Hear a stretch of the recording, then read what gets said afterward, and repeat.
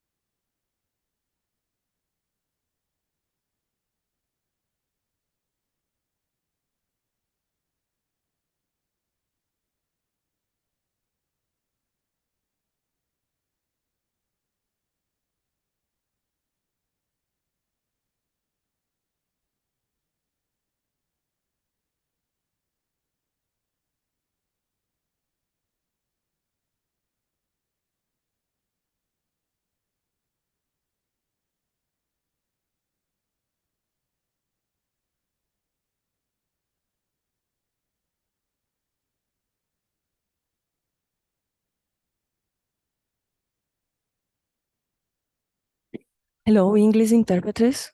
Can you hear me? OK. Thank you for the test. Bonjour, la cabine française. Est-ce que vous m'entendez? Bonjour, la cabine française. OK.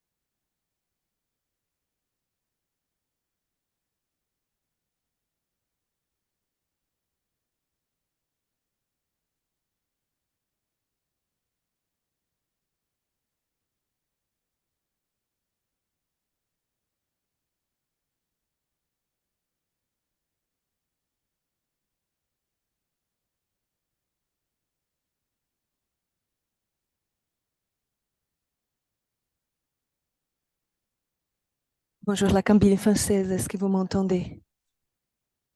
Parfait. Hola, buenos días. ¿Podemos hacer la prueba en español, por favor? Hola, hola. Cabina española.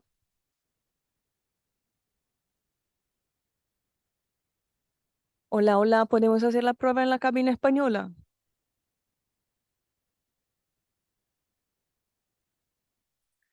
Bonjour, est-ce qu'on pourrait faire un test dans la cabine de l'espagnol? Hola. Sí, perfecto. Muchas gracias. Adiós.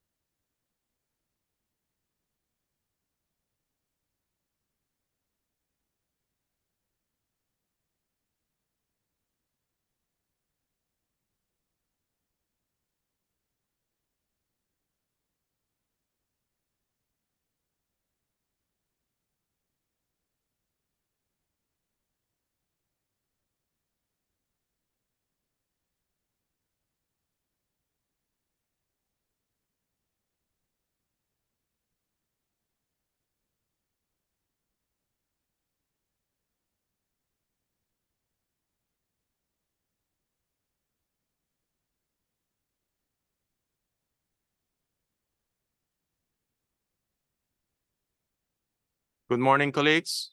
We will begin very soon.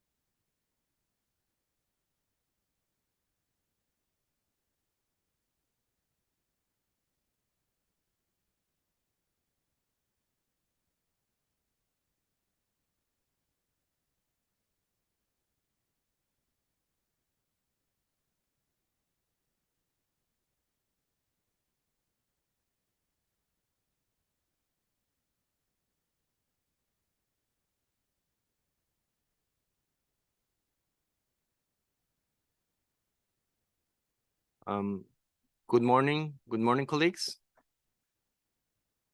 Good morning to all and welcome to this SPS Committee Thematic session on risk communication, misinformation, and disinformation. Thank you for joining this discussion today. Before we start, let me remind you that this thematic session will be conducted in a hybrid format. For those of you participating virtually via Zoom, please press the raise hand button to request the floor. Please only turn on your microphones after you are given the floor. And once you have finished speaking, click the mute button.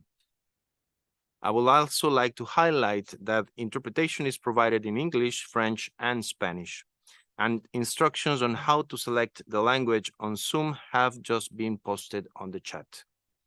Finally, please also note that this session is being live streamed on the WTO's YouTube channel from the floor, and the recording will be made available in English, French, and Spanish on the WTO website after the event. Moving now to the substance of our discussions, let me recall that at its November 2022 meeting, the SPS committee discussed holding a thematic session on risk communication, misinformation, and disinformation based on a proposal by the United States in document Gen 2067. The US proposal was subsequently revised and further discussed in this committee. The final program for today's thematic session, circulated in document Gen 2555 Rev 1 on 6 November 2023, builds on the US proposal. There will be 5 sessions today. Session 1 will look at what is disinformation, misinformation. It will discuss the origins of disinformation and misinformation with a view to understanding their significance in society today. The speakers will explore the evolution of the use of misinformation and disinformation and the challenges they pose to risk communication. Session 2 will look at the relevance to SPS. The speakers will share their perspectives on current issues linked to consumer risk perception, disinformation, misinformation, and SPS risk management. In session 3, how did we get here and what do we do now? Speakers will provide examples of the evolution and effects of SPS misinformation and disinformation and strategies for addressing these issues, including roles and responsibilities, communicating with fact-checkers, weaponization of information, social media influencers, and communicating proactively.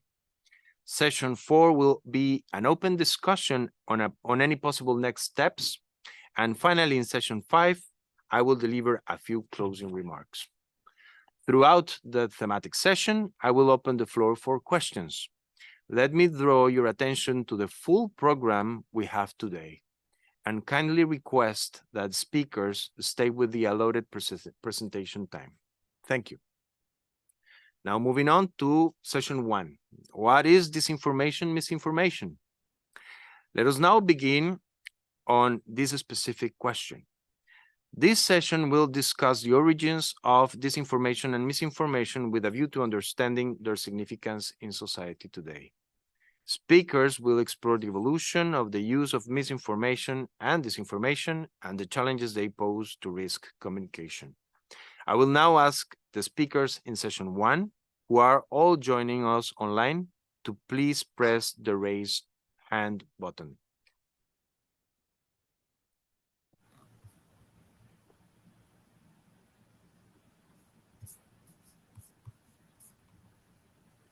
Let me now give the floor to the first presenter today, Mr. Zbigniew Niatowski, Disinformation Response Officer in the Directorate General for Communication, DG COM, at European Commission. Mr. Niatowski, you have the floor. Thank you, Mr. Chairman. I hope you can hear me. I'm based in Brussels, and now I can see on the screen my presentation. So I would like to show a few slides related to disinformation in general, going through definitions, and I would also focus on work in the fight against disinformation, which is undertaken by the EU institutions and specifically by the European Commission. So I would like to start with a couple of more general introductory remarks. As we perfectly know, the subject in question, disinformation, has become very common and popular in the past years. All of us know the concept of disinformation, but it will be really good to take a closer look into the challenges stemming from disinformation. So I'm very glad that in our panel discussion or in our presentation, we have also other experts, including a colleague from the ZAM Foundation. Disinformation reinforced by the rapid expansion of technology, including the internet and artificial intelligence, manifests itself as a tool of advertising, political marketing, or a weapon in the political activities. Reasons: the hierarchy may change over time and evolve into different justifications for what disinformers do. In recent years, societies, governments, international organizations, and technology companies have stepped up the efforts to counter it. And on this slide, we can perfectly clearly see that European citizens are aware and concerned about disinformation. Disinformation erodes trust in institutions and in digital and traditional media and harms our democracies by hampering the ability of citizens to take informed decisions. It can polarize debates, create a deeper tension in society, and undermine electoral systems and have a wider impact on European security. See some examples of new technologies used for manipulation through tracking, profiling, and targeting. And as we know, it is also cheap and easy to set up a website and create fake content. Disinformation is also moving from open platforms, mass media, Twitter, to closed ones, closed spaces characterized by trust, for example, Facebook groups and WhatsApp chats. Let's move to the next slide, please.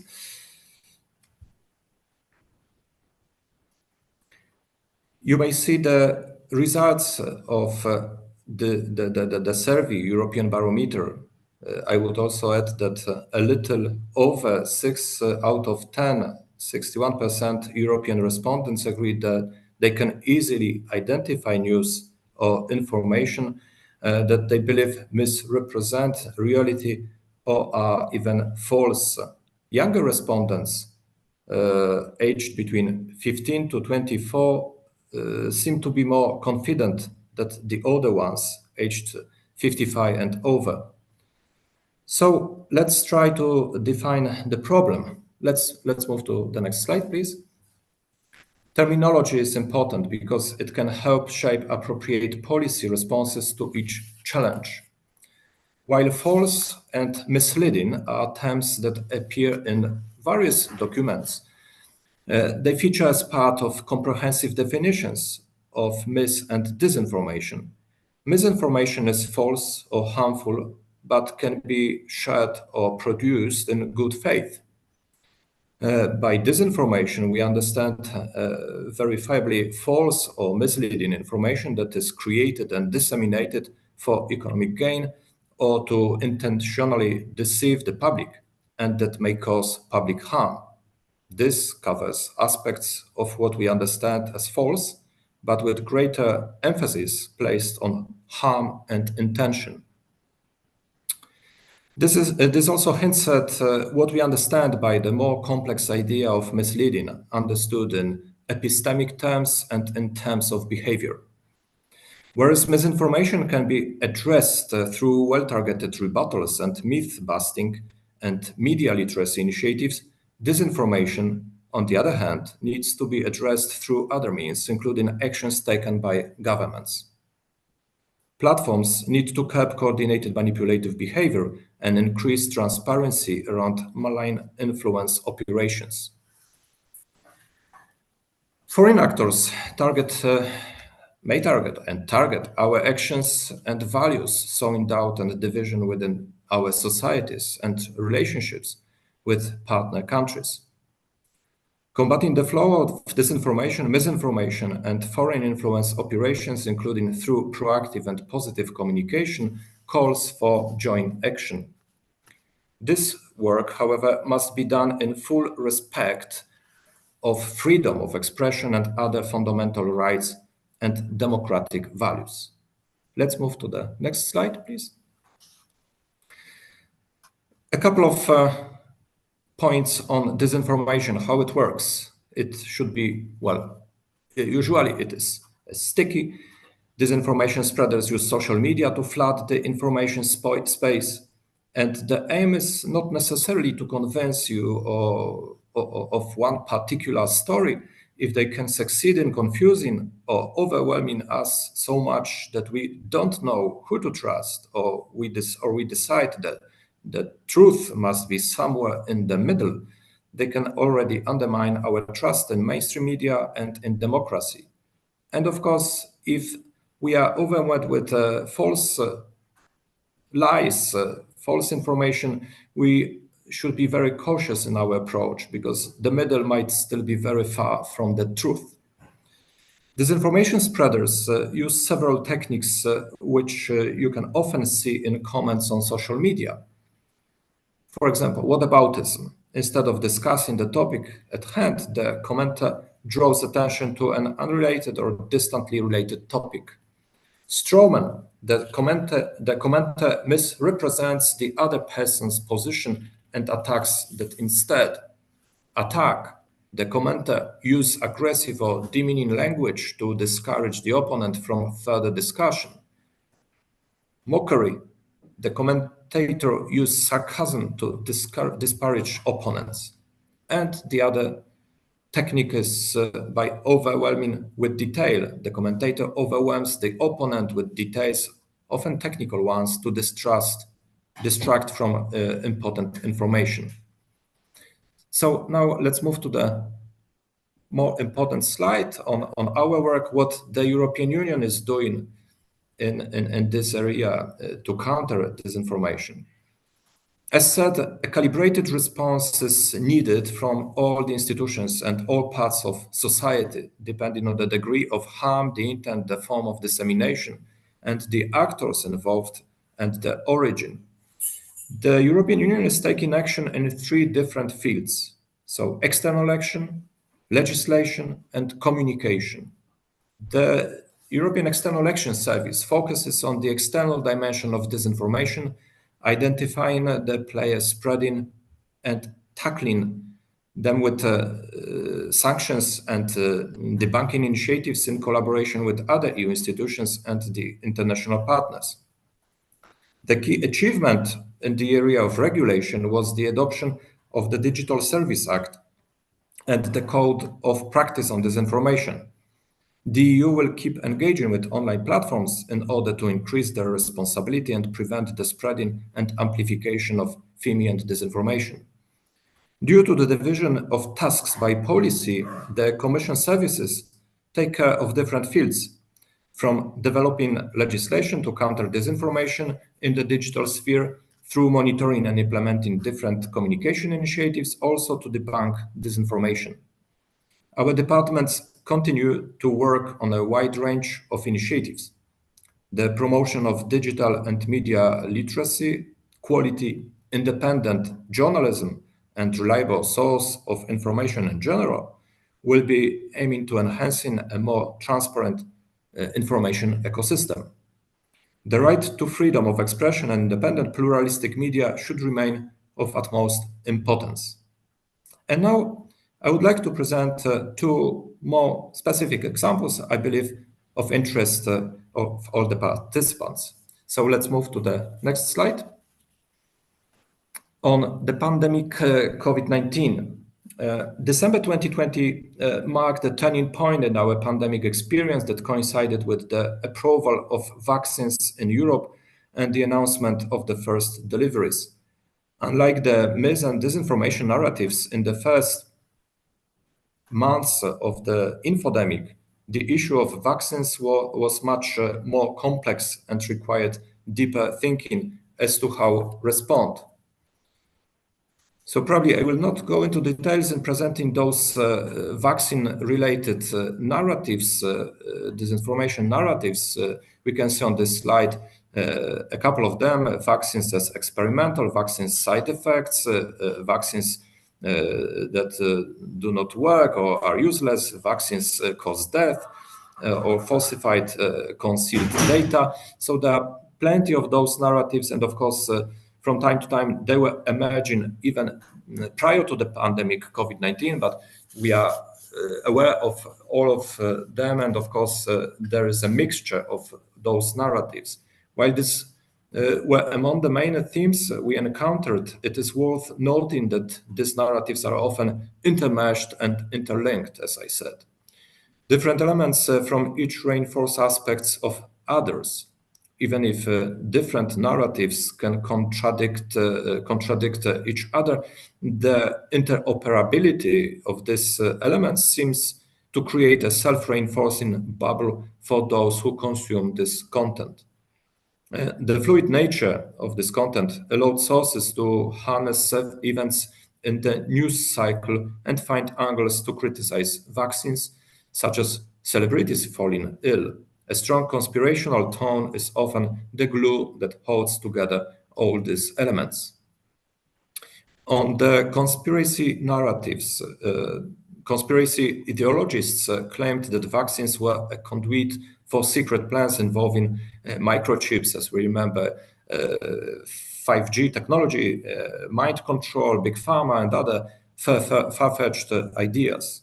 Speculation about the interpretation of data also featured heavily. Another narrative on encroaching totalitarianism in close connection to conspiracy narratives, many sources made claims that COVID-19 and health measures such as vaccines were a pretext for encroaching government control and intervention by big tech and big pharma. Some of these narratives were linked with the widespread anti-lockdown protests seen at the end of 2021 and at the beginning of 2022. And the most extreme versions denied the reality of COVID-19 or combined with other anti-vax narratives. And again, data was used in questionable ways in support of those narratives. We can also see on this slide this image and movie. I'm still speaking of that one. Bill Gates video example. So it was viewed tens of thousands of times, probably more today. A video claims Bill Gates got caught admitting vaccine will change our DNA forever. And the video features authentic footage of Bill Gates, but misrepresents his remarks.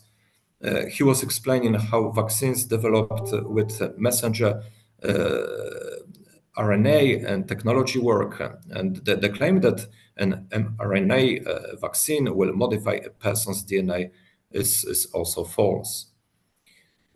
How the EU institutions responded. The infodemic prompted deeper thinking about how we organize proactive and strategic communications and make ourselves resilient in the face of overwhelming threats. For the EU, vaccine-related mis- and disinformation not only struck at the core of its fast-developing role in pandemic management, it also hit an institutional soft spot in the space between regulation and fighting external information manipulation and interference. And in fact, European External Action Service and one of our DGs, DG Connect, made a lot of efforts in the respective areas to a great success. Moreover, a COVID-19 and vaccines dedicated website run by the European Commission as a part of strategic communication were able to complement other ongoing efforts by national administrations and other organizations, including in the EU member states.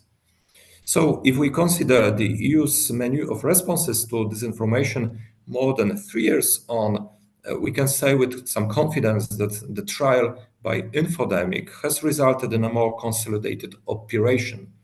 Time will tell how well we are prepared for the next crisis. For more details, you may see for a WHO publication, Managing Infodemics in the 21st Century, addressing new public health challenges in the information ecosystem.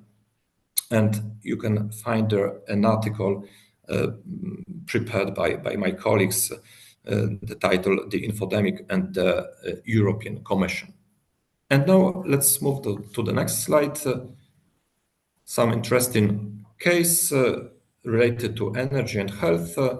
When the European Union approved some products derived from insects for human consumption, this news, of course, generated a wave of disinformation that hit many member states.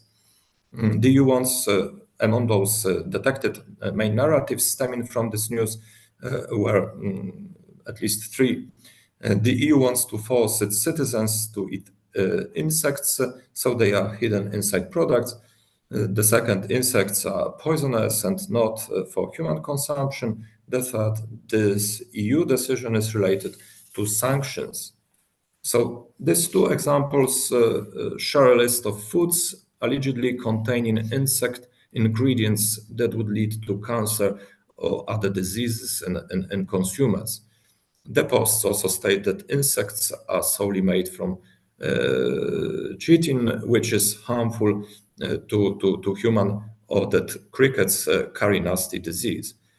Well, this is a specific example. So let's move to the next slide. We have only two left. I would like to say a couple of words on our cooperation on the international fora. The EU institutions often with the international partners are carrying out awareness-raising activities to inform the public about the negative effects of disinformation. So there are different workshops, scenario-based exercise, media briefings organized with some audiovisual materials disseminated online and offline. As part of the comprehensive approach to tackle the negative impact of conspiracy theories, the European Commission and UNESCO have published a set of accessible educational infographics with the aim to help citizens identify and counter conspiracy theories. We also partnered with the United Nations in the Take Care Before You Share campaign to mark World Social Media Day with a set of online assets raising awareness on dangers of disinformation. And the last slide, please. There are many resources, including publications by the Commission's Joint Research Center, EU versus Disinfo.EU database, moreover, fact-checking organizations. So I would recommend some of those. You can see on this screen. And to conclude, I would just to say to summarize that in order to counter mis and disinformation more efficiently, we all need to join forces, make more efforts in the area of resilience building, including media literacy initiatives. And certainly, two other pillars will remain important: regulation and communication. Thank you very much for your attention. Thank you, Mr. Niatowski. I will now give the floor to Ms. Kirsten Grinter, Chair of the Alternative Proteins Council. Ms. Grinter, the floor is yours.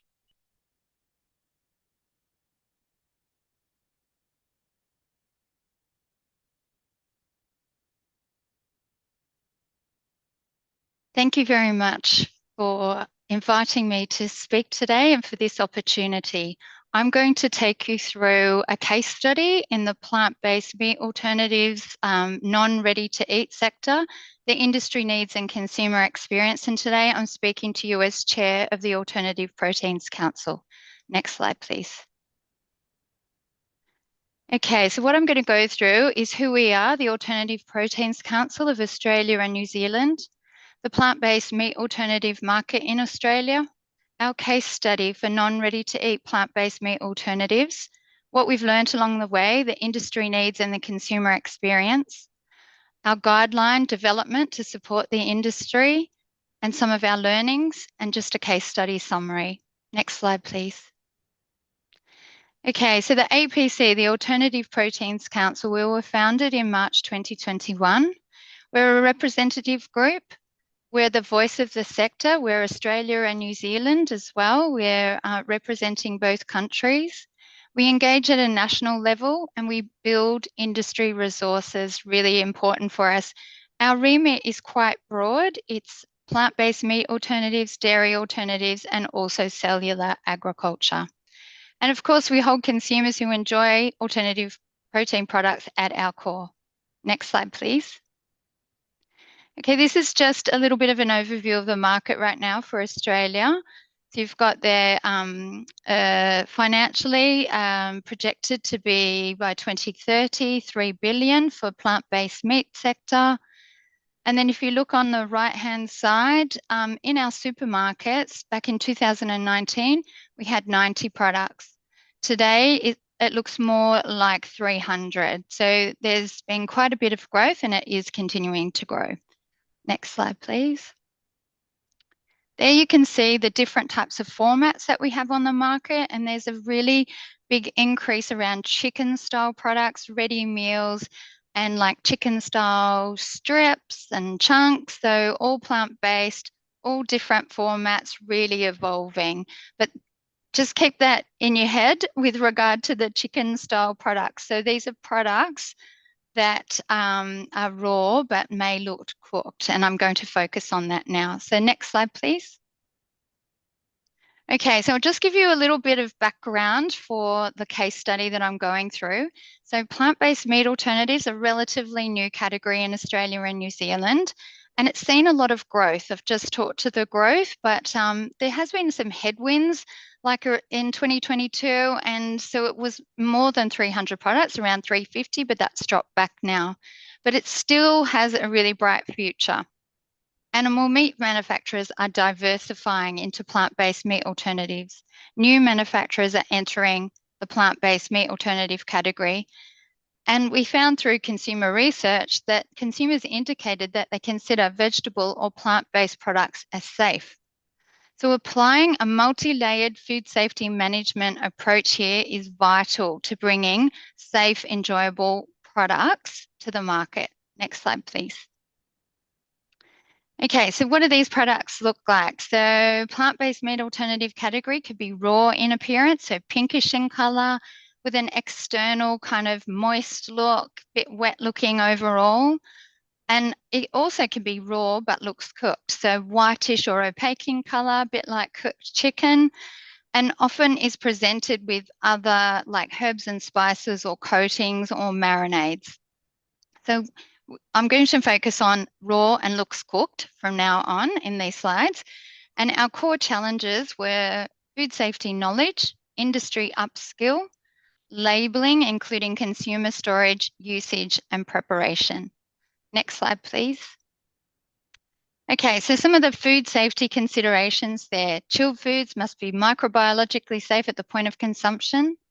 And very much like animal protein, plant-based meat alternatives have a risk of Listeria monocytogenes because it's in a chilled condition so it can survive and grow. If flour or meat products are also made on the same manufacturing line, so it might be like a composite meat product, say a burger type product, and you may do a plant-based product on that line as well, then you need to consider Shiga toxin producing E. coli. Managing chilled food supply chain operation demands high level of expertise to ensure proper design and procedures are in place for safe food production.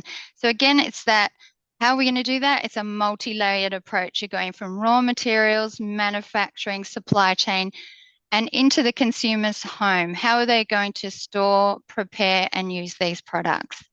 Next slide, please.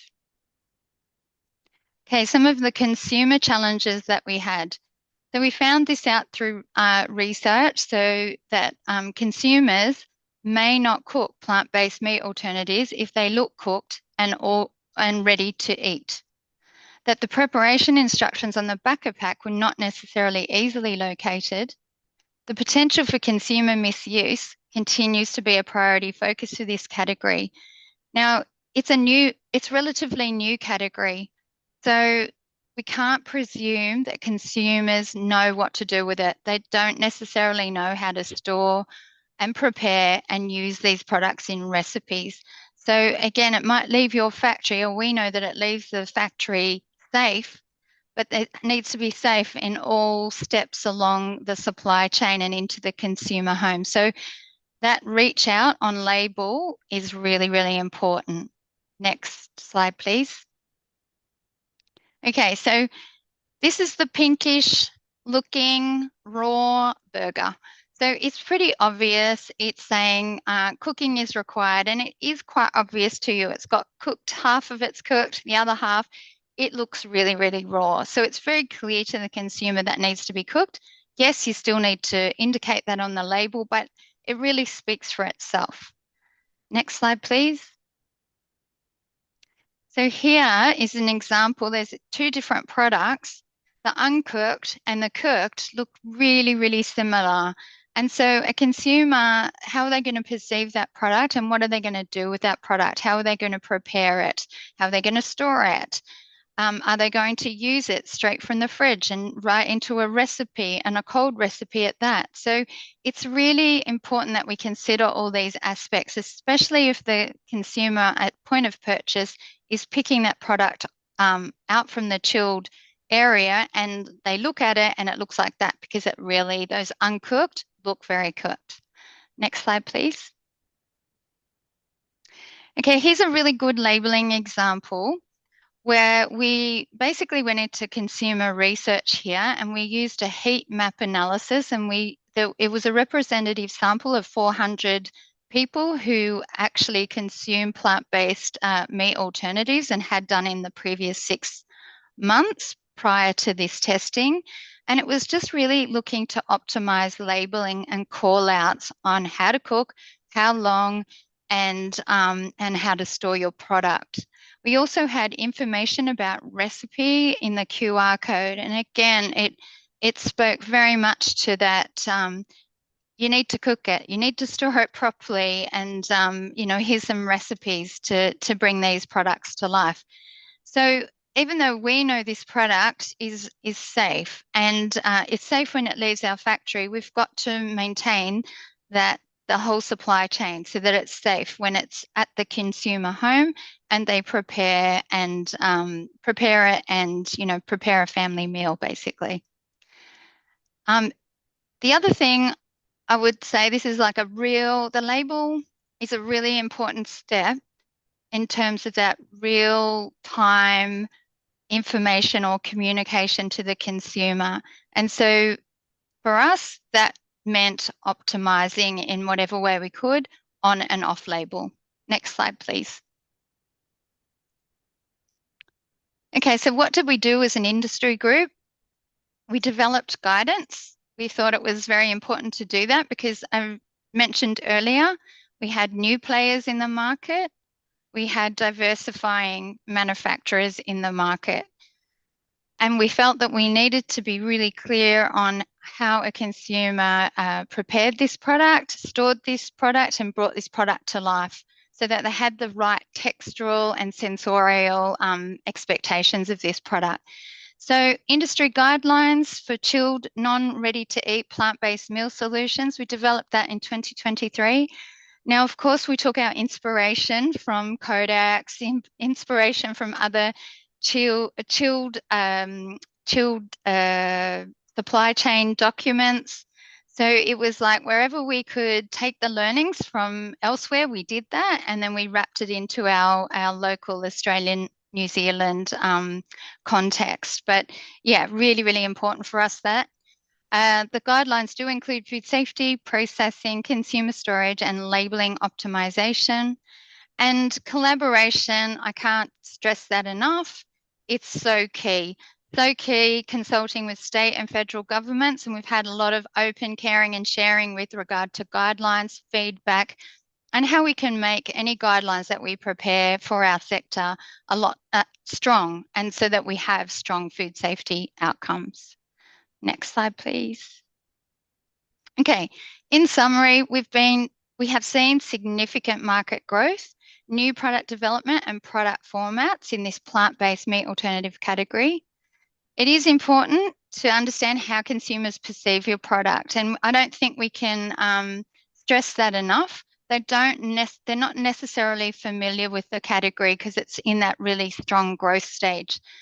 So whatever you can do to be clear around communication is pivotal.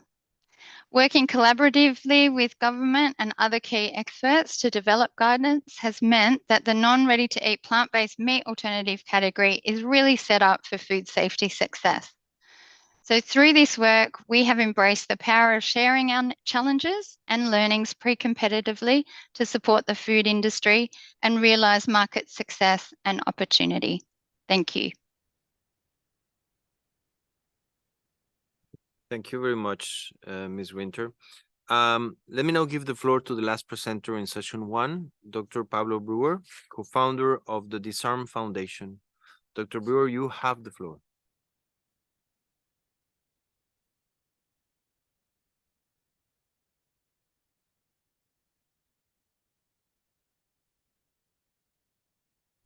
Good morning, ladies and gentlemen. Thank you so much for having me. I'm happy to give you a brief overview of disinformation and the Disarm framework this morning. Next slide, please. So historically, nation states influence each other and maintain their sovereignty through the instruments of national power. Notionally, they're listed as diplomatic, informational, military, and economic. Historically, these powers belonged only to nation states, but the internet and modern technology have democratized them so that they can be employed by other groups and in some cases by individuals. The WTO is involved in diplomacy, information, economic affairs, so the democratization of these instruments and these capabilities effectively erodes the authority of the WTO and world governments. Next slide.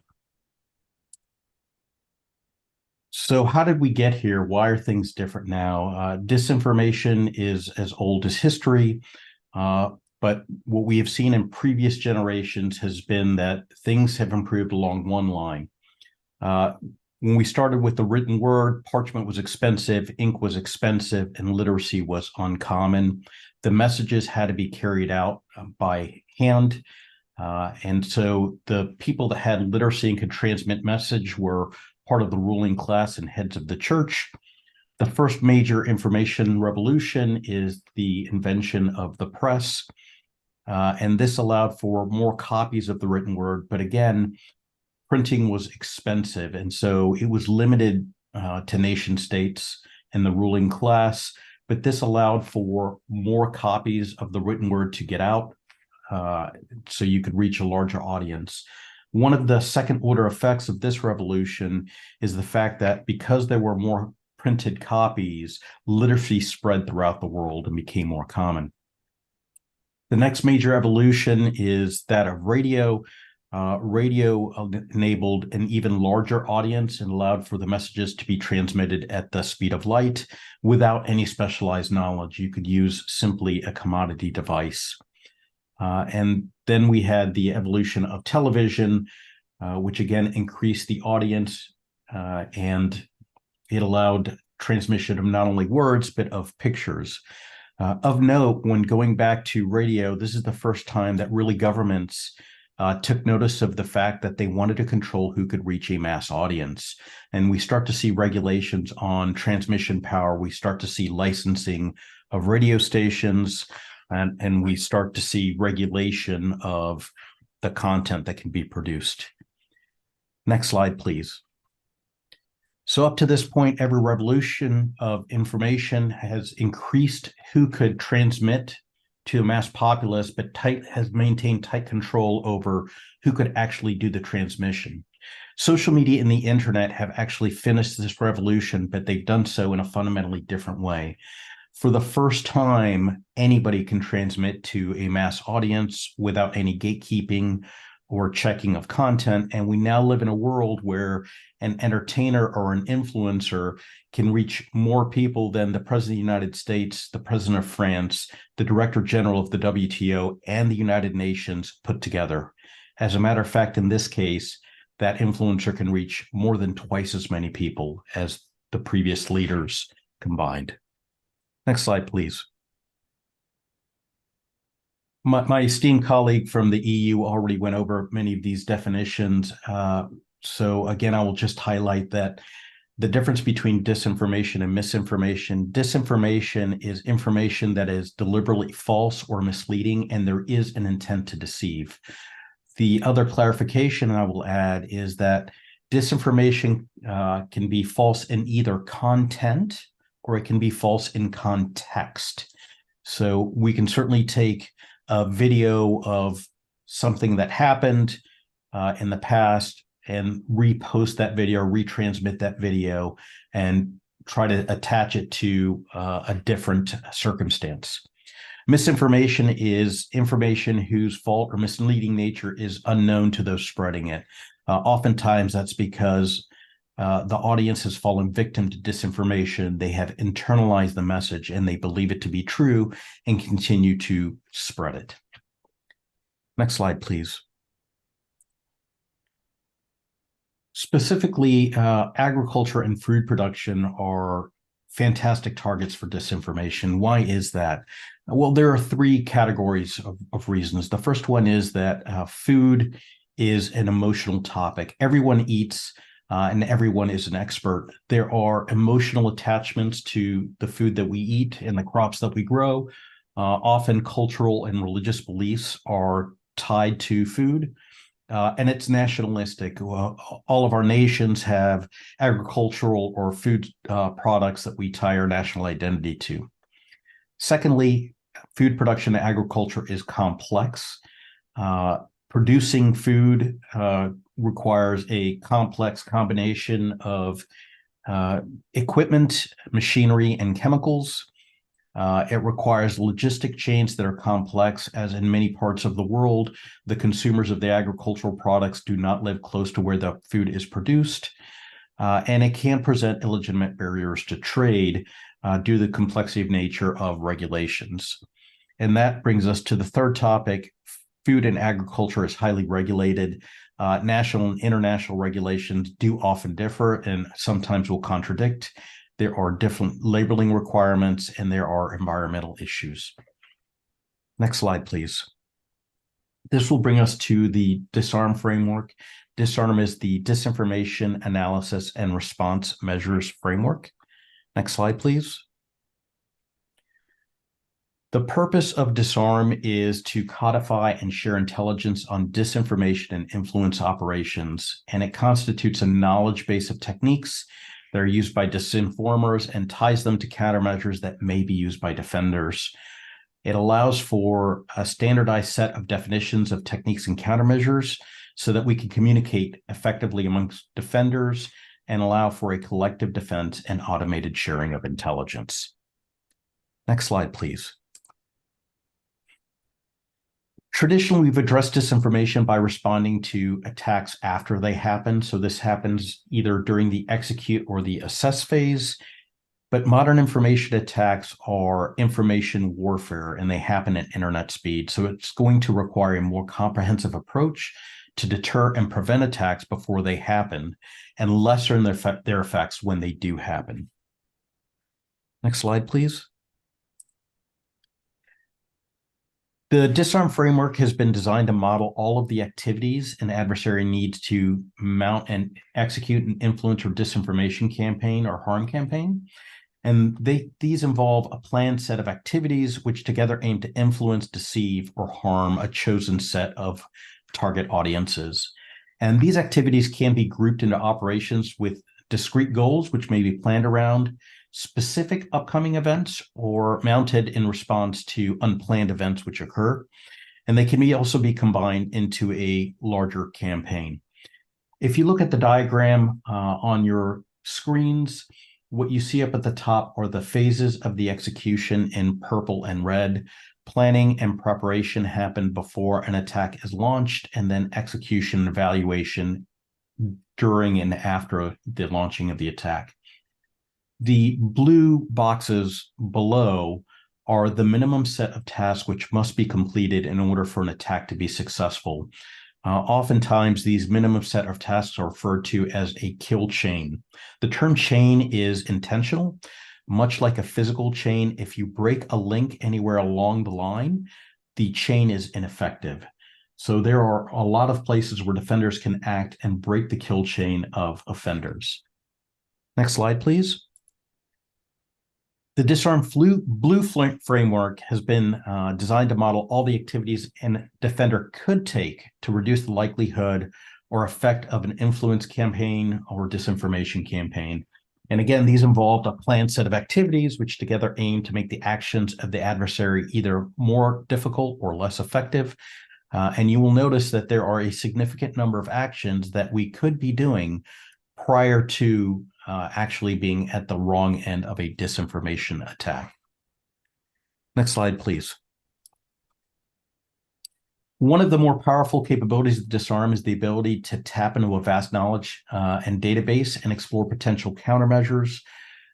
So what you will see here is a tactic that is being used by an offensive party. And you will see that there are relationships where there are countermeasures that are highlighted that defenders could use if they see these activities from an offender. Next slide, please.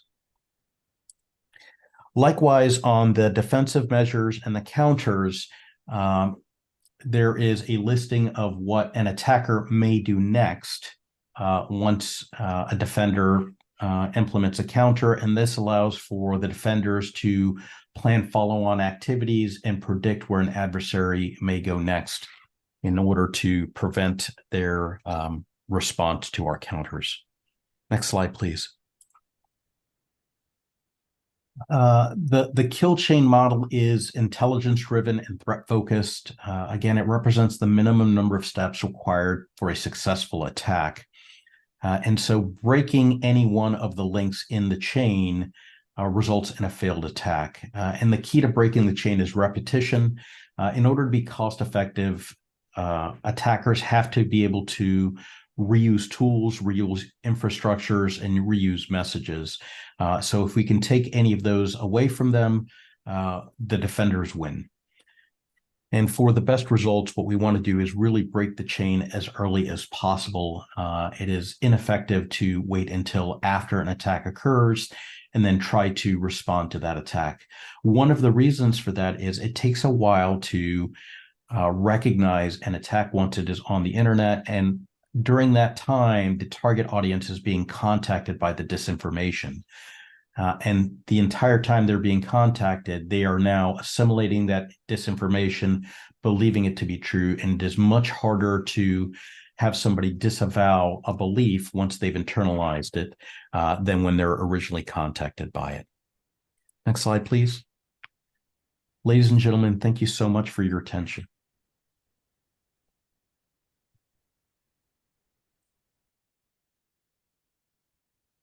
Thank you, Dr. Brower. Now we are moving on into the Q&A session. I would like to open the floor for questions related to these three presentations. Given that we have a very busy schedule for today, I will kindly ask that we limit any of your points to specific questions. We will have down the line other opportunities to have some additional conversations between members on this topic, but for the moment, if you can stick to specific questions to the presenters, that will really be appreciated. So with that, I open the floor.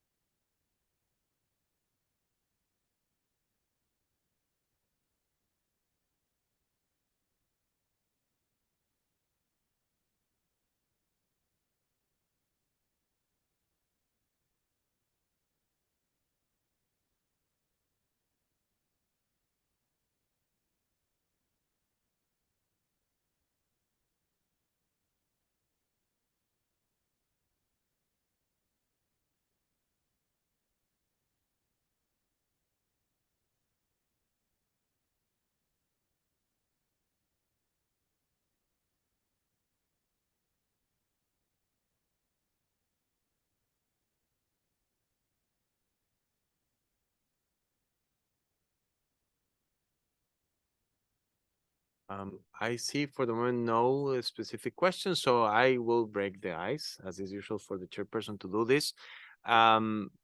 to Dr. Brewer in particular, I found your presentation really interesting. It is a little bit out of the scope of my expertise in terms of what we usually do at the WTO. It is clearly a very complex framework.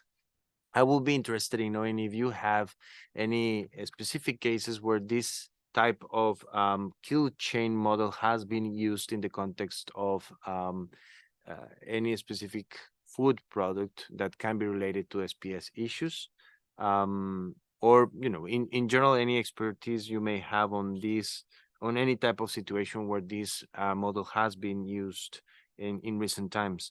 I noticed that in other presentations before, there were references to the COVID pandemic, the issue of conspiracy narratives, encroaching totalitarianism. Definitely will be interesting to know more about all that happened during the COVID-19 pandemic. So that will be my first question to Dr. Brower. Yes, thank you very much. We have not used it for agriculture yet. That is a new effort we're embarking on. However, the disarm framework has been used by the EU and NATO to counter disinformation for elections in several places around the world. And unfortunately, I can't get into specifics. We've also used it for countering disinformation related to wartime activities in the Ukraine, and also to counter narratives for the ongoing conflict in the Middle East.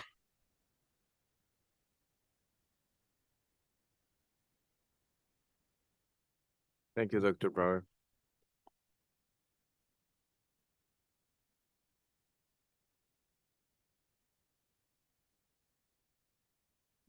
Okay, so I see no other member raising their flags. So once again, we would like to thank the three presenters for their very insightful presentations and the information they shared today with the committee on this thematic session.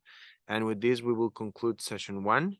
I would like once again to thank the presenters and hope they can continue joining us for the next part of the session, which is on relevance to SPS.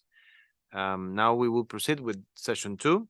In this session, representatives of members, industry, and academia will share their perspectives on current issues linked to consumer risk perception, disinformation, misinformation, and SPS risk management. I will ask the speakers in session 2 to please come to the podium, and those who are online to please press the raised hand button. So please, those that are here with us today, you can join us here at the podium.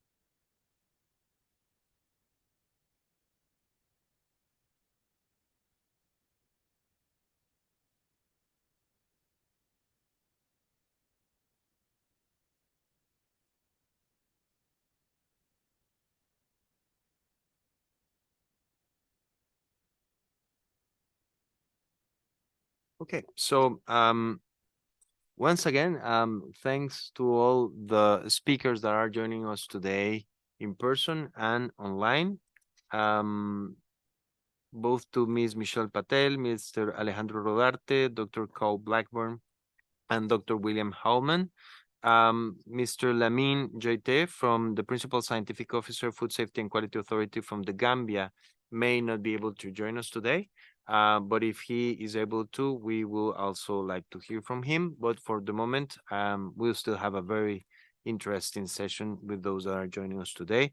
Let me first give the floor to Ms. Michelle Patel, Deputy Director of Analysis and Insight at the Food Standards Agency for England, Wales, and Northern Ireland. Ms. Patel, who is with us here on the podium, you have the floor. Thank you very much, and thank you for inviting me to speak with you today. Can everyone hear all right?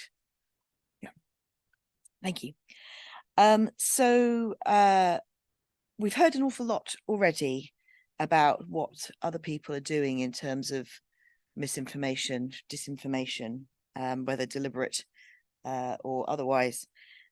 People are searching for the right story. Now, there are other people out there trying to deliberately give people the wrong story. Before I was Deputy Director of Analysis at the FSA, I was the Director of Communications for the FSA, and it's been a long held interest of mine to think about why people believe what they believe. And it's been very interesting doing this at the FSA because we were set up in the wake of BSE. So consumer trust and trustworthiness of the industry, confidence that consumers can have, is absolutely in the DNA of our organization.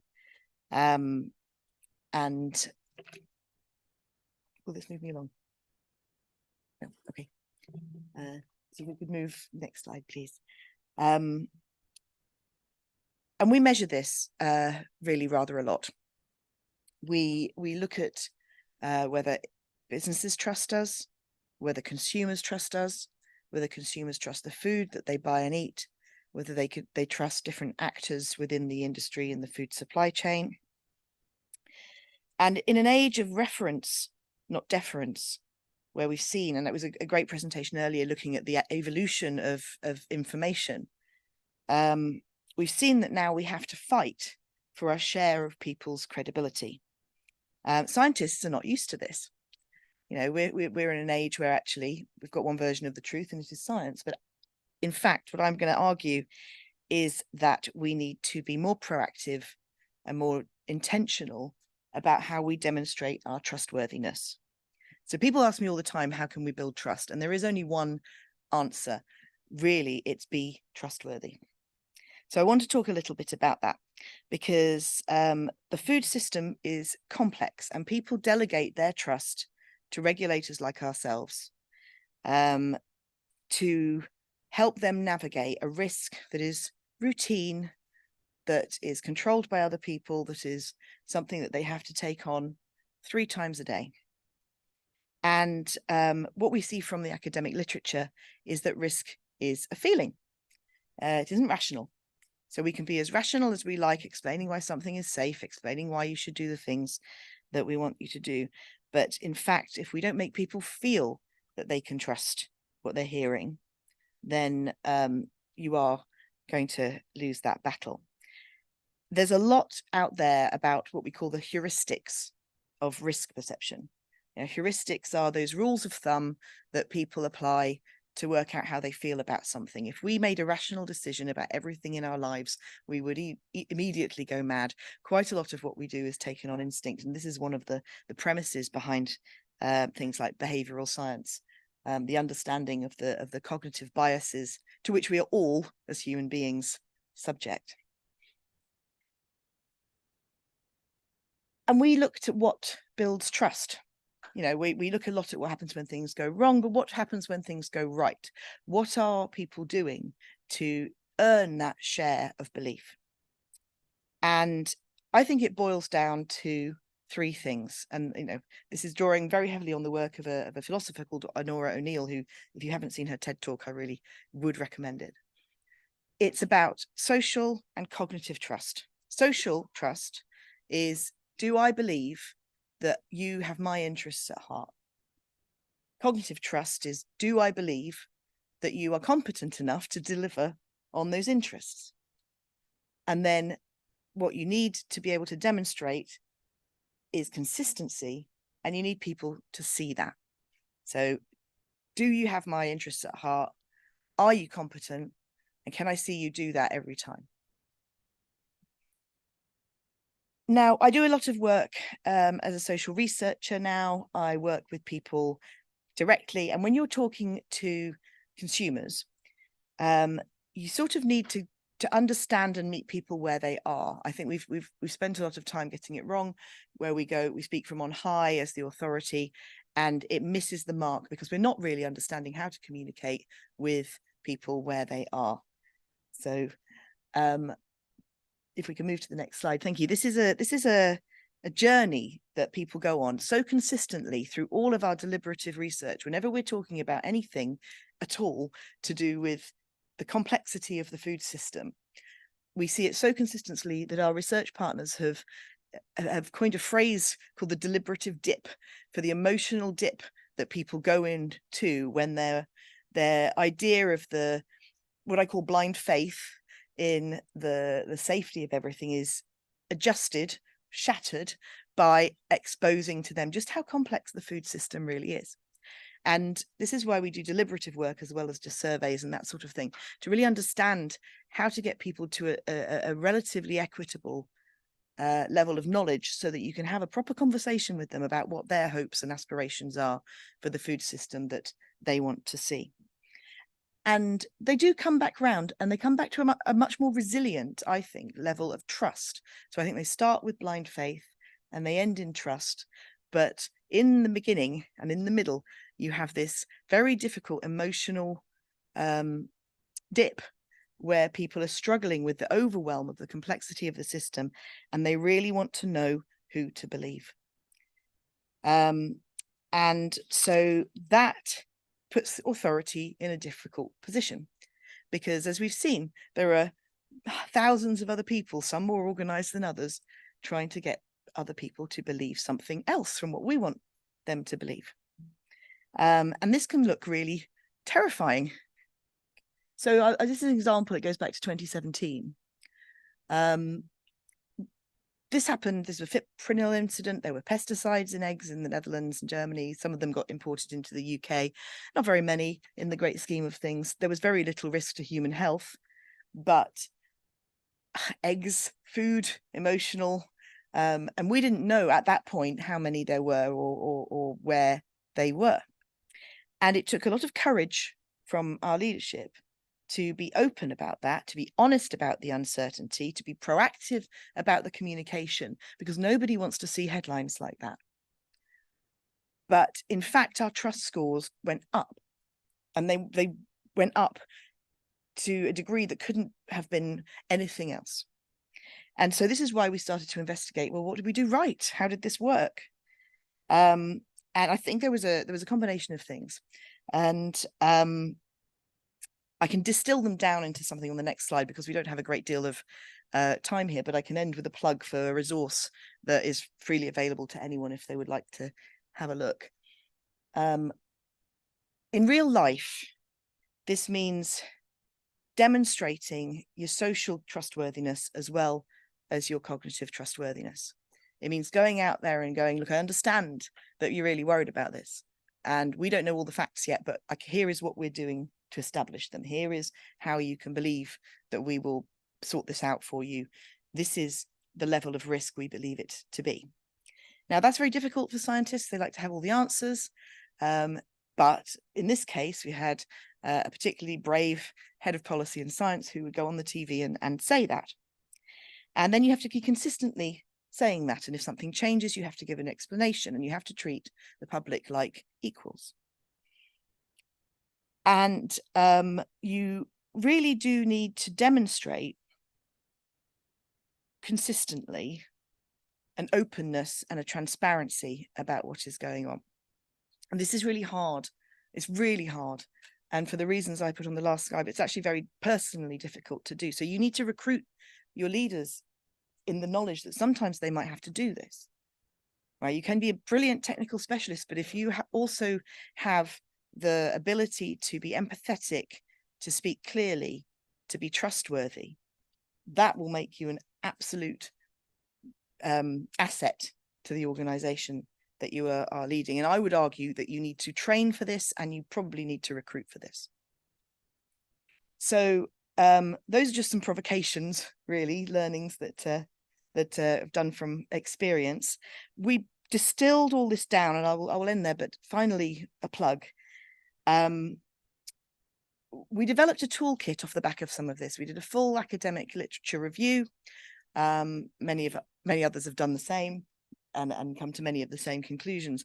We also did a piece of work to co-create this with practitioners, with the public, to make sure that actually everything that was coming through really did land. And having spent years being the communications officer as well as the social scientist now, I realized it had to be something that when you get that phone call in the morning, you're likely to reach for, and not just to put your coffee on. So it's actually very digestible. It's very short. It talks about principles, and I would commend it to you. The principles it covers sum up the way in which you can start to systematize more trustworthy communication.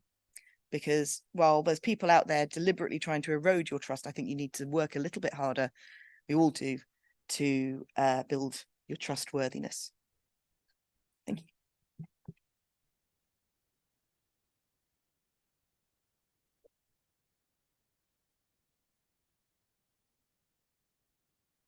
Thank you. Thank you, Ms. Patel.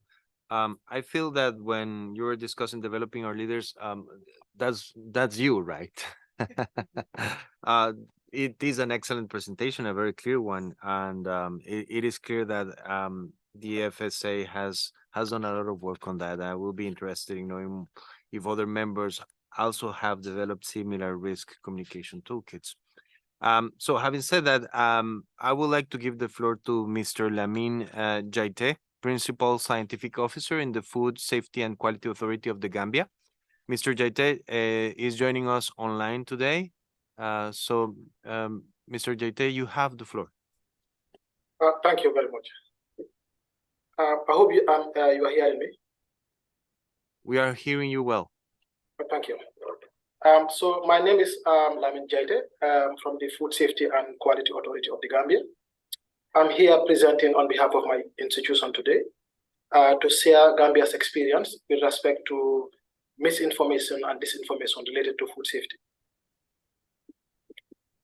Next slide, please. So this is my presentation outline today. I will generally talk about the use of social media in the Gambia, and then talk about examples of how this is affecting food control in the Gambia.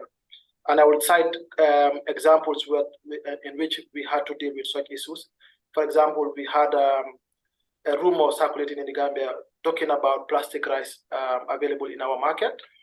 And also, we'll also share an experience in terms of what is considered as an expired food in the Gambia as well. Next slide, please. So the use of social media platform in the Gambia generally. In the Gambia, the use of social media platforms is on the rise. And these social media platforms have functionalities that allow easy dissemination of information. And it also allows creation of user groups. And in these user groups, there is often a lot of people in these user groups. And this makes it easy for information to be flowed in these platforms. And it creates an avenue for anybody to circulate any information using these platforms. And taking that into account, it makes it a bit more difficult when things related to food safety are circulated in this platform, and these things that are not accurate. It kind of create a difficult challenge, or a challenge for us as a regulatory entity to try to address these issues, because we often will come out to spend our resources in trying to address these issues when we could be using it for something else. But we have to also bring out that the adult literacy in the Gambia is about 58%, as reported in 2022. And because of that, many Gambians feel prey to social media disinformation. And we would want to say this could be possibly due to the low literacy rate in the Gambia. And often we as a regulatory body mandated to officially control food safety issues in the Gambia, we spend a lot of our time and resources in trying to dispel misinformation coming from these social media platforms. Next slide, please.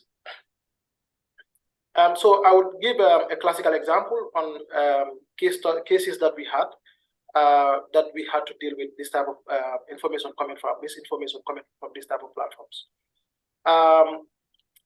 In 2018, we received there were social media audio messages that were circulating on different platforms, talking about the presence of plastic rice in the Gambia. When we had this, and then from different social media platforms, there was a lot of panic. You had people taking bags of rice to police stations, claiming it to be plastic rice. People bringing bags of rice to our agency, claiming it's plastic rice. So we had to deal with a lot of people at the same time, trying to address these issues. So we took some steps in trying to see what actually is happening. The first thing we did, we kind of conducted an investigation to try to establish the facts. First, we tried to look at InfoSan, for example, to see if there are other experiences or is there any related thing in the InfoSan network that is talking about the existence of plastic rice. And we did that, we found nothing. We also tried to look at other regulatory bodies to see whether they also have anything related to this that they are trying to work on. And we also found nothing. Then we took samples of the said rice and then send them to some accredited laboratories to try to understand what actually is happening. Is the rumors are actually true or not? So we sent the samples, we conducted the investigations, we did the analysis, we did the study, and then the facts that came out that it was actually not accurate. That this rice that they are claiming to be how do you call it, plastic rice, were not actually plastic rice. The actual issue with the rice was that the glycemic index of this rice, due to the nature of this rice, is causing a sticky nature of the rice. Because the rice is being sticky, they are thinking that stickiness is due to its plasticity, but actually that was not the fact. So what we did in trying to address this issue is try to, with the evidence that we have, with the empirical evidence we also try to reach out to the consumers and try to address their concerns. In the Gambia, we have a different setting, and we have, yes, it's the general public that we are dealing with, but we have to understand who we are dealing with, the consumers we are dealing with, and how we centered our message towards them so that they actually understand the issues, and then they can we can equally address their concerns. So in trying to do this, we first released a press statement on our official social media platforms, and also use state media to also disseminate this press release. And then we had to organize a panel discussion on different TV stations and radio stations to try to address the consumer needs. And also use different social media platforms to circulate this information as wide as possible so that the fears of the consumers can be addressed. When we were doing this, we also came across similar issues in other countries like Ghana, like Nigeria, like Jamaica, also having to deal with similar issues. And all of them were actually saying they could not find any evidence of plastic rice in their markets. So we had to put all this information out there, the empirical evidence, and then what we've seen from other regulatory agencies to try to address the consumer concerns. Also, what we also did to further address consumer concerns, we kind of came up with simple tests that can address consumer concerns. What we did was that we know plastics obey certain principles, and grains also obey certain principles. And we use simple experiments that can be easily replicated at homes so that consumers can equally do this and demonstrate for themselves that the price that they have is actually not plastic. So one of the things that we did was flame test. We actually did a video recording of us conducting this flame test and actually tried to teach the consumers how they can replicate these efforts at their level so that they know that the rice that they have is actually not plastic rice. We also did flotation tests, which also try to address their concern. If you take plastic pellets and then put it in water, it floats. If you put food made out of starch, of course, it will sink. It will absorb water and it sink. So these are some of the things that we did in this issue to try to address consumer concerns. And it was really, really helpful in addressing the issues with respect to misinformation and disinformation. Another, next slide, please. Another case that we have in the Gambia is the issue of expired foods. This is a big issue in the Gambia because consumers often have a very different perception of what these date markings on food products mean. If you look at date markings on food products, you usually see use by, best before, and sell by. And these date markings, they have different meanings.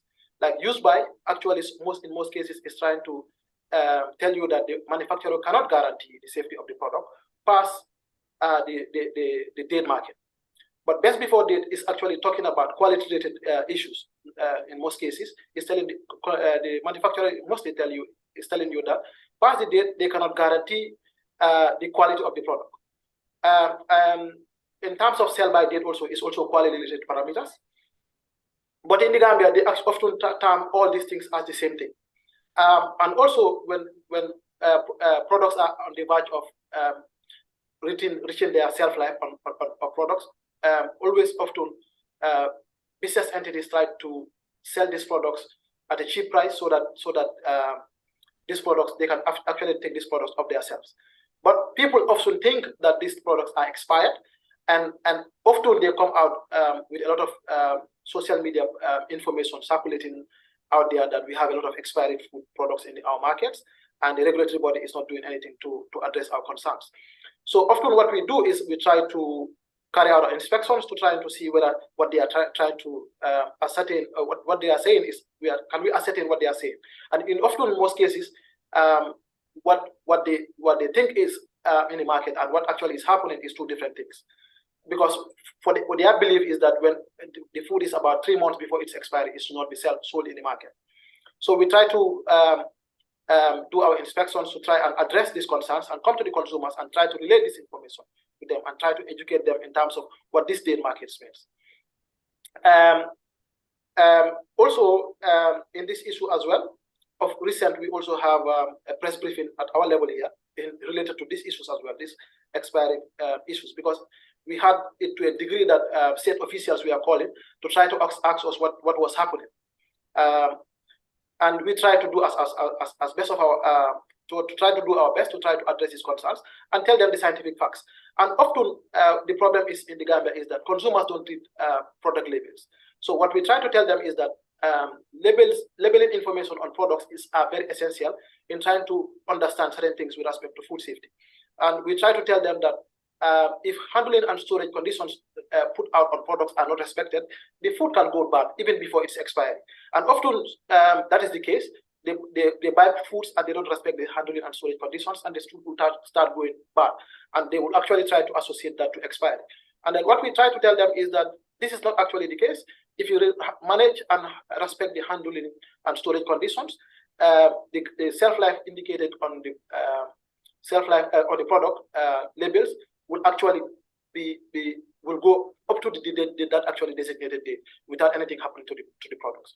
So this is what we have from the side of Gambia in terms of our experience. We have many cases, but these are 2 cases that we wanted to share with the committee today. Thank you very much. Thank you, Mr. Jete, for this very interesting presentation and the 2 concrete cases on how you dealt with issues related to plastic, rice, and expired food. These are very interesting cases.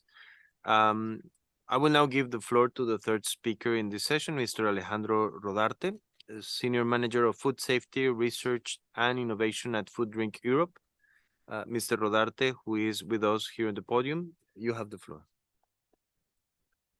Thank you, Mr. Chair, and thank you, everybody, for this invitation. And it's a pleasure to be here on behalf of the European Food and Drink Manufacturers, the association Food Drink Europe, based in Brussels.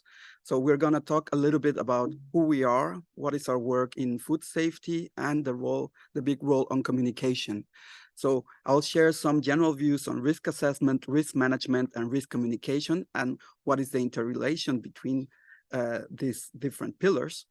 And put two examples of industry actions. One, Food Drink Europe's action plan for sustainable food systems that we have launched last year, and the participation in one particular project we are involved in called Food Safety for EU. Next slide, please. So the European food and drink sector is quite a huge one. We represent over 294,000 businesses, and actually over 99% of them are SMEs. So it's a big sector, and combined with commodities and processed products, it's a #1 agri-food product trader worldwide. And our membership is very broad and varied. So we represent 24 European Union member states, food and drink national federations. And additionally, also we have Norway and the UK observers, where there's also very close collaboration.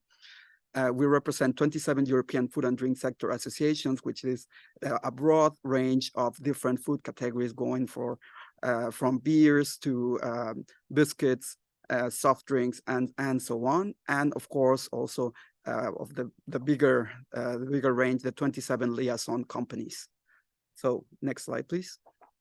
So a little bit, I mean, it's we work at different levels, but in general, like putting it very simply, we work for a proportionate regulatory environment for food businesses in where we engage with the different European institutions and stakeholders of agri-food in Brussels and abroad to have a better environment regulatory in the different areas of, in my case, food safety. So I'm in charge of food contaminants, novel foods, and food contact materials.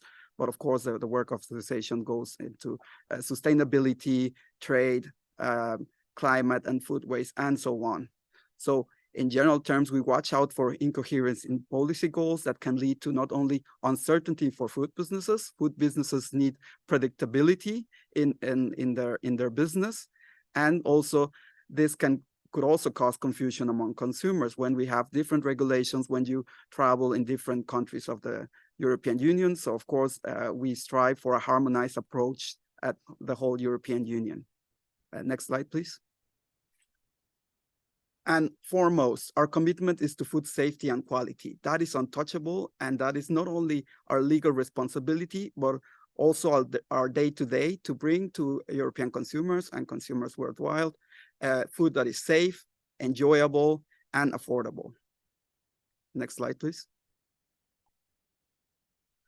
And very basic in terms of the regulatory framework. The European General Food Law establishes the principles of risk analysis in relation to food safety. I mean, this is one of the different elements within this General Food Law, but it establishes the who is who and who does what in terms of risk assessment, risk management, and risk communication, establishing what is the European Food Safety Agency in charge of in terms of risk assessment and risk communication, the role of risk management of the Commission, and so on.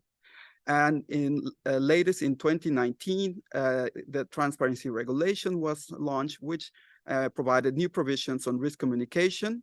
So this include, among others, the public disclosure of scientific data for the risk assessment, additional information supporting requests for authorizations and approvals of regulated products. So for example, what is included in scientific studies, what it is, what it isn't, and what our applicants need to submit. And also additional requests for scientific input. Another element that is foreseen in the future is a general plan on risk communication by the Commission that will promote an integrated risk communication framework for all risk assessors and risk managers in all matters relating to the food chain. We as Food Drink Europe are looking forward to this general plan, and we'll be happy to contribute with our feedback from our sectors. Next slide, please. But in the case of risk assessment towards risk management and regulation, we do see the need of a very distinct separation between risk assessors and risk managers, because this is essential for the objectivity, the scientific integrity, credibility, and the conclusions of the risk assessment process. So that will in turn bring proportionate and coherent risk management measures in all types of regulations related to food safety. So, but it's not only talking about the risks. We see as well that better communications in benefits is crucial. We had some examples from the plant-based meat alternatives, and we also will be having new sources of food in the future while we strive to sustainable food systems. And we have many examples where not only the risks shall be very well communicated, but also the benefits. Novel protein sources, algae, insects we mentioned already in one of the first presentations, and also new plant breeding techniques will bring different challenges. Next slide, please. So indeed, proper science and risk communication are essential and critical. I explained it already a little bit. So of course, from the risk, from the Commission, the European Commission, when an assessment is mandated to the European Food Safety Agency, there is also need of clear communication to define the issues, what is expected on the risk assessment, and through the process to assist the risk assessor to develop an opinion from which risk management decisions can be based on. So this will not only rebuild or build more consumer trust in science-driven innovation and food processing, but also, as we hope so in Food Drink Europe and with our members, to promote healthier and more sustainable food systems. Next slide, please. Dr. Pablo Brewer already in his presentation of Disarm presented this disinformation pyramid, and indeed we see that food regulation is very heavy, it's complex, it's very value laden, and that also poses different challenges not only to policymakers at the different pillars I already explained, from risk assessment, risk management, and risk communication, but also to consumers. And food businesses here in Europe and all over the world are struggling indeed, controlling and mitigating simultaneous contaminants at the same time. I mean, just to mention some examples at Codex level, here a list of contaminants we are all working on very closely at Codex levels. I won't torture the interpreters mentioning them by name. Next slide, please. And also we see that there will be future challenges and emerging risk. And just to name some examples of some other contaminants that, I mean, they have, no, the previous slide, please. Yes, thank you.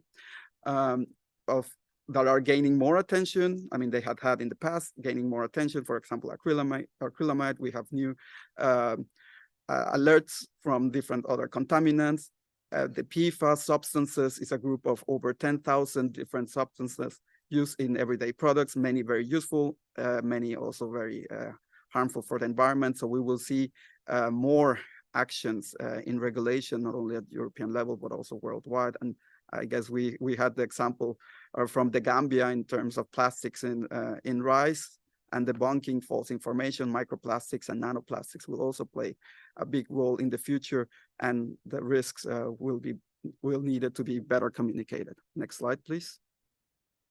And going to specific actions from Food Drink Europe, I mean, we talk about communication, and a big part of communication is also listening. So in the end of 2021 and during 10 months, Food Drink Europe engaged in 100 in-depth conversations with a whole range of different stakeholders to develop our action plan for sustainable food systems. As you see in the middle of the slide, 9 different focus groups where we asked these different stakeholders, what are their expectations to the food industries? What do they see for the future? And what are their motivations? And so how can we act to provide better and healthier food and more sustainable?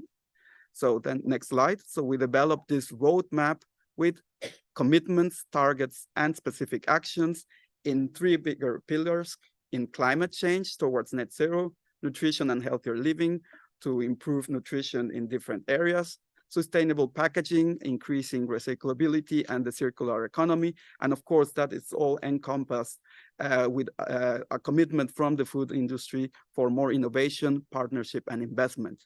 And this roadmap, this action plan for sustainable food systems, is very easy to find in the internet. We encourage everybody to have a look.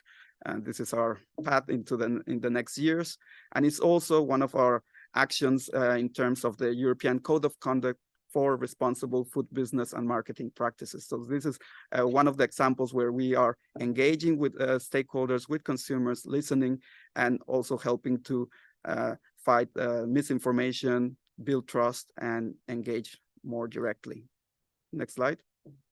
My last example is one of the projects we are involved in as industry stakeholders and also in one of the working groups, Food Safety for EU, which is a multi-stakeholder platform for future European food safety system. I guess among different mechanisms that has been created is to enable the interaction between researchers, policymakers, and food business operators in terms of the food risk assessments and also towards the risk management, as I mentioned before. So it's also creating different tools on promoting food safety information along the public, because it's not only an action when a food risk happens, but during the process, so that the consumers are informed of potential risk or benefits, as I mentioned, and so that it's not only reactive. I also invite to Google Food Safety for EU. There's a very interesting knowledge center and with very interesting communication tools on risk. And lastly, just last words. Next slide, please. We are, as a food and drink sector in Europe, striving for healthy and more sustainable food systems. But to manage risk and comply with regulation, we do need regulatory consistency and predictability. That's why we engage with European institutions and stakeholders. So we want to have a balanced and factual discussion and the better communication not only of the risks, but also of the benefits, so that we can tackle core challenges around climate change, sustainable packaging, and nutrition. And indeed, we also need to show the progress of the food industry to improve our credibility and build consumer trust. And with that, I'm finished my presentation. Thank you very much.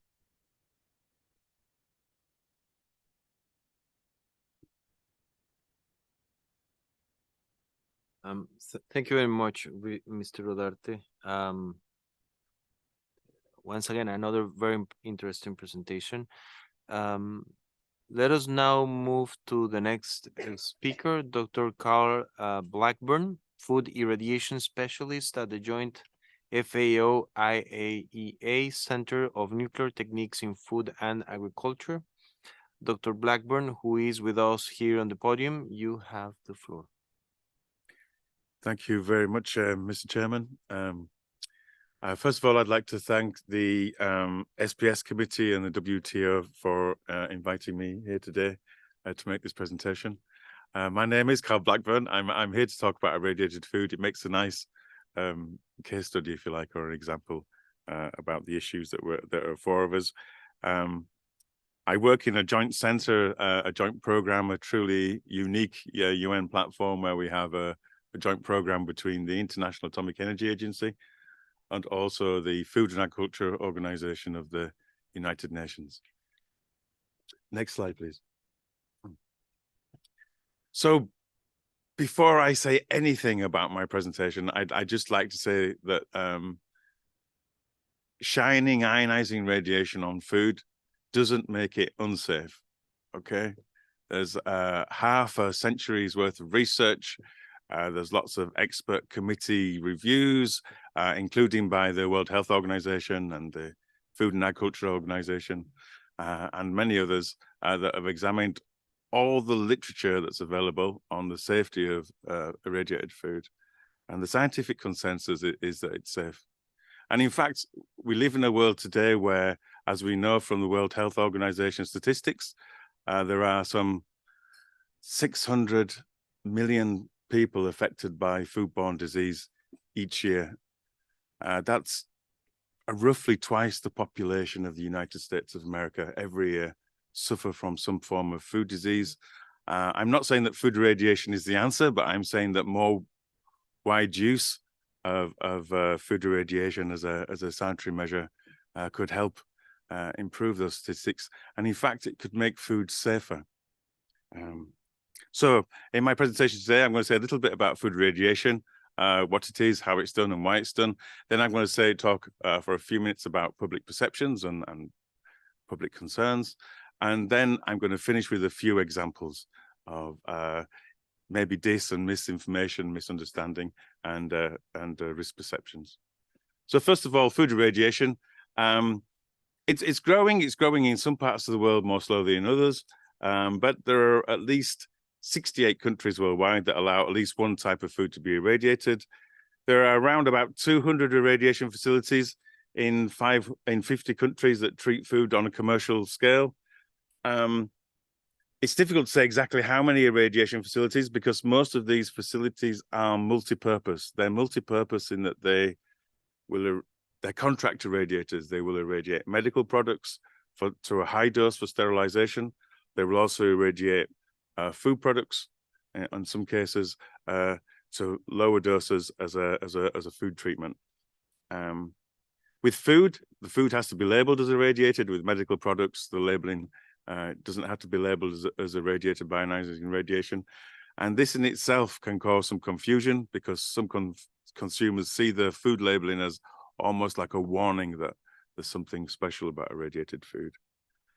Anyway, it mainly takes place with high value foods. It's widely used in Asia Pacific countries. It's used more and more in the Americas, in North and South America, as a phytosanitary measure. This is a recent growth area in the past 10 years. Irradiation as a phytosanitary measure against pests like fruit flies, etc., has been growing. Next slide, please. So why irradiated food? It costs money to do, and it takes a lot of time and effort to irradiate products. So why bother? Well, there's four reasons really. One of those reasons is it destroys microbes, right? So as I alluded to at the beginning, it can be used to improve food safety.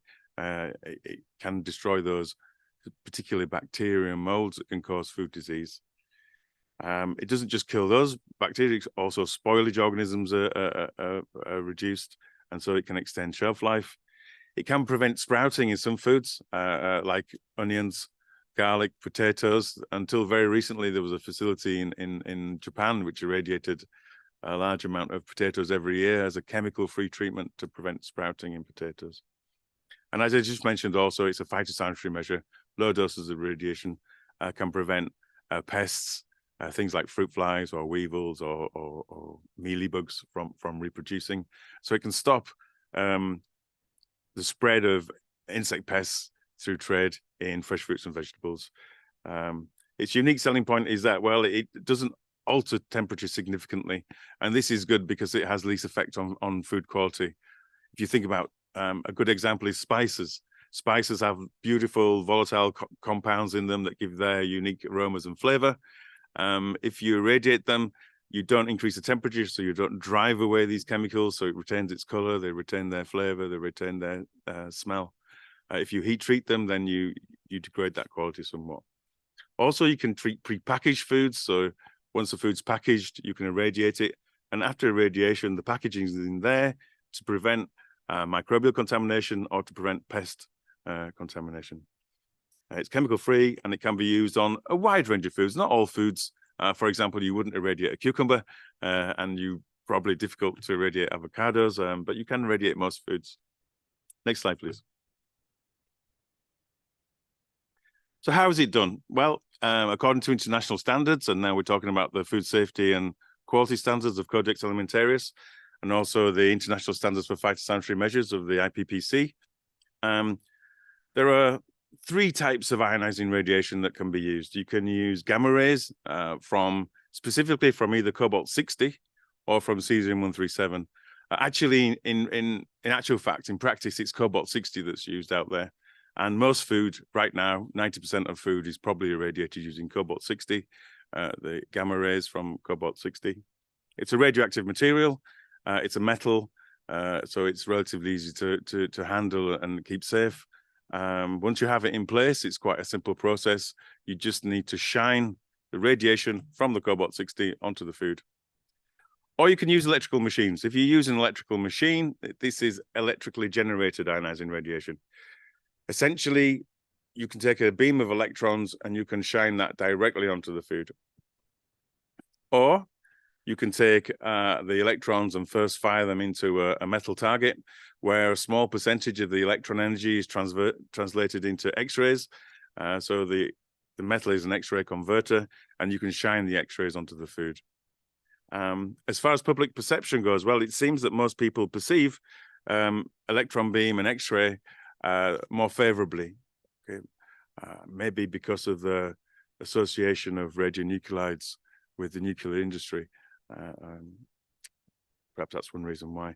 But the effect of all these rays is exactly the same, right? The dosage, you measure the dosage, and a dosage of X-ray is the same as a dosage of electron beam, is the same as a dosage of gamma ray.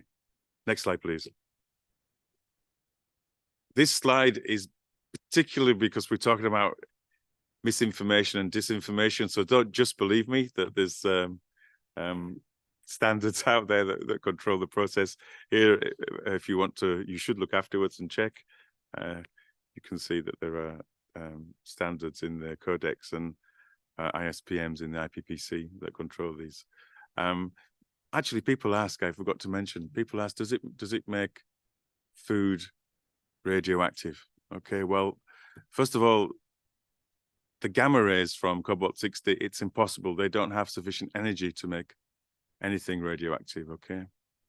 But interestingly, the two types of radiation that people favor more, E-beam and X-ray, it is possible to make food radioactive with these beams, okay? If you use very high energy beams, you can induce low levels of radioactivity in food or in matter.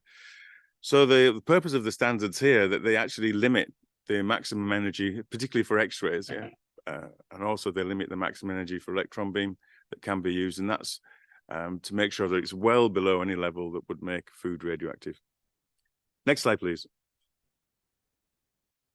Now, apart from the question about does it make food radioactive, most of the questions or the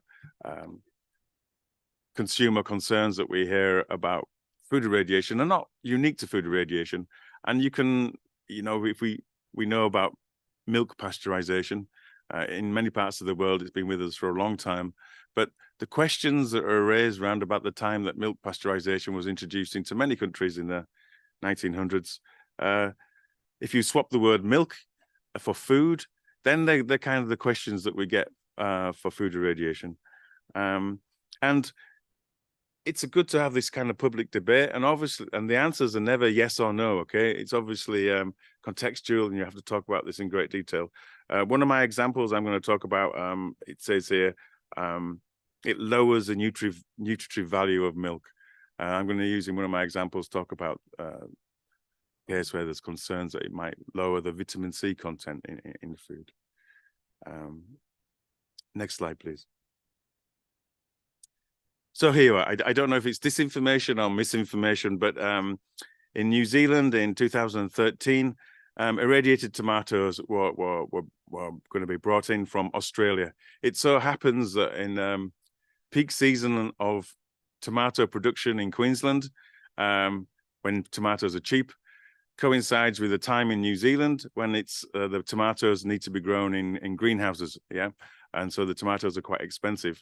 The thing that stops them being traded is that there's a fruit fly that's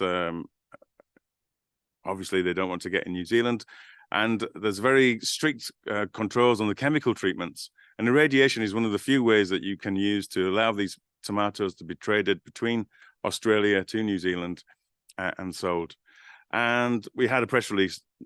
We don't need nuke tomatoes in New Zealand. This press release is still online. If you first of all, you can see nuke tomatoes. Okay, so you get a feeling for what's going to come next, but this is fine. And one of the things there is that irradiation destroys vitamin C and depletes other nutrients in fruits and vegetables. Well, yes and no. Okay, I've just taken a scientific paper from the literature. It happens to be a paper from Brazil looking at gamma radiation of fresh tomatoes. In the blue column there, in the first chart on the left, in the blue column there is a control sample. So you take your tomatoes and you split them into different samples. You have a control sample that you're not going to irradiate. That's the blue one. You can see these are the levels of vitamin C in non-irradiated tomatoes. The next, the orange, the amber line there, that's the tomatoes irradiated to 0.5 kilogray. This is about the dose that these tomatoes will be irradiated to, right? The dose of radiation they receive. And you can see, actual fact, the vitamin C level is the same, right? On day one, it's the same. But if you increase the dose to 1 kilogray, this is the maximum that would be allowed that these tomatoes can be irradiated to, is 1 kilogray. You can see, yes, there is some loss. And if you go to 1.5 kilogray, which is 1.5 times the legal limit, yes, there's some more loss. So yes, irradiation does destroy vitamin C. It's a scientific fact. You can show that if you increase the dosage, you can destroy vitamin C. And it shouldn't be surprising because vitamin C is susceptible, right? It's quite a sensitive compound, as we know. And if you look in the wider context of a storage test, you can see that actually, if you look at the plot on the right-hand side, you can see that, and by day 7, the levels of vitamin C are about the same, okay? So within a week, the irradiation takes a hit on the vitamin C in the tomatoes, but the vitamin C degrades naturally anyway, and within a week, the levels are the same, and in fact, they're not too different anyway. So this is a yes and no. Yes, it does destroy vitamin C, but no, it's not really that significant in the round when you look at in detail, especially with time. Next slide, please. This slide really is looking at some misunderstandings and confusion, and it's an example using legislation. And there's 2 points I want to bring out in this slide. The first point is about when people find, maybe people find an irradiated food where you find that it's been irradiated to a maximum dose that's above the legal limit, and it's a misunderstanding about the legal limit.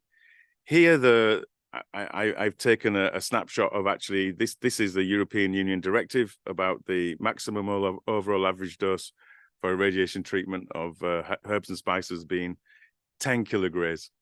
So what happens if you find a spice that's been irradiated to 15 kilogray?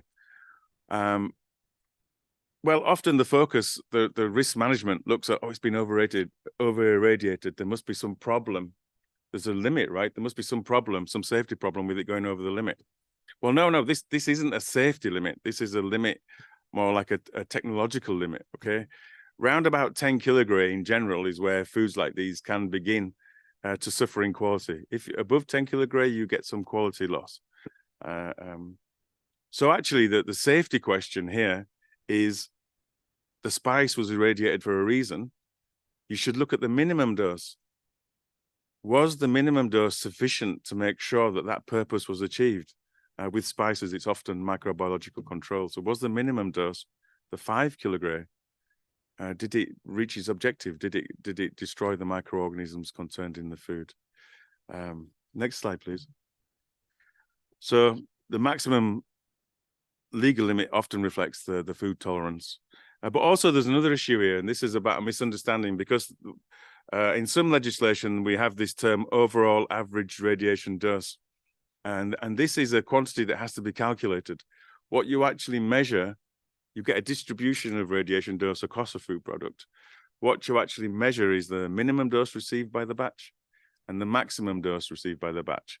And this concept of overall average dose was something invented by toxicologists way back when they were considering the safety aspects, because they liked one number that they could use on their toxicological studies. Well, it so happens here that actually, and this is a misunderstanding, here you might think the maximum dose allowed, the maximum dose, not the maximum overall average, but the maximum, people think the maximum in Europe is 10 kilograys. But actually, in fact, that's not true. The maximum overall average, the maximum dose allowed is 15 kilogray, so long as the minimum dose is 5, because of the way it's defined in the legislation. If you look at the average, 5 kilogray plus 10 kilogray divided by 2 is 10 kilogray. So actually, the product would be compliant in this example. I'm sorry, I'm not picking on the European Union. It's just the legislation I know the best. Next slide, please. So I think I just took a little bit over 15 minutes. I'd like to plug a food safety and control conference that we're holding next year, but I'd also like to thank you very much. Thank you.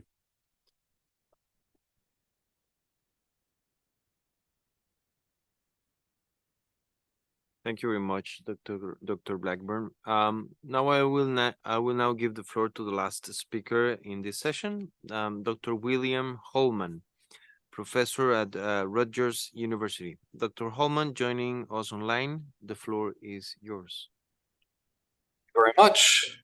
Again, I'm Dr. Bill Holman. I am a professor at Rutgers University, which is the State University of New Jersey in the US.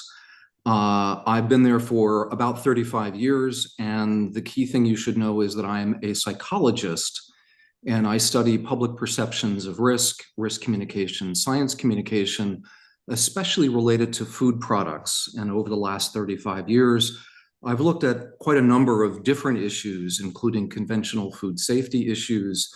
Right now, I'm looking at perceptions of food safety related to aquaculture. But in the past, I've also looked at public perceptions of genetically modified foods. I'm looking at perceptions of gene editing right now. I've looked at BSE, nanotechnology in food and agriculture, cloning, food irradiation, conventional pesticides, nutrition labeling, expiration dates, foods you can buy online and have delivered to your home in the mail.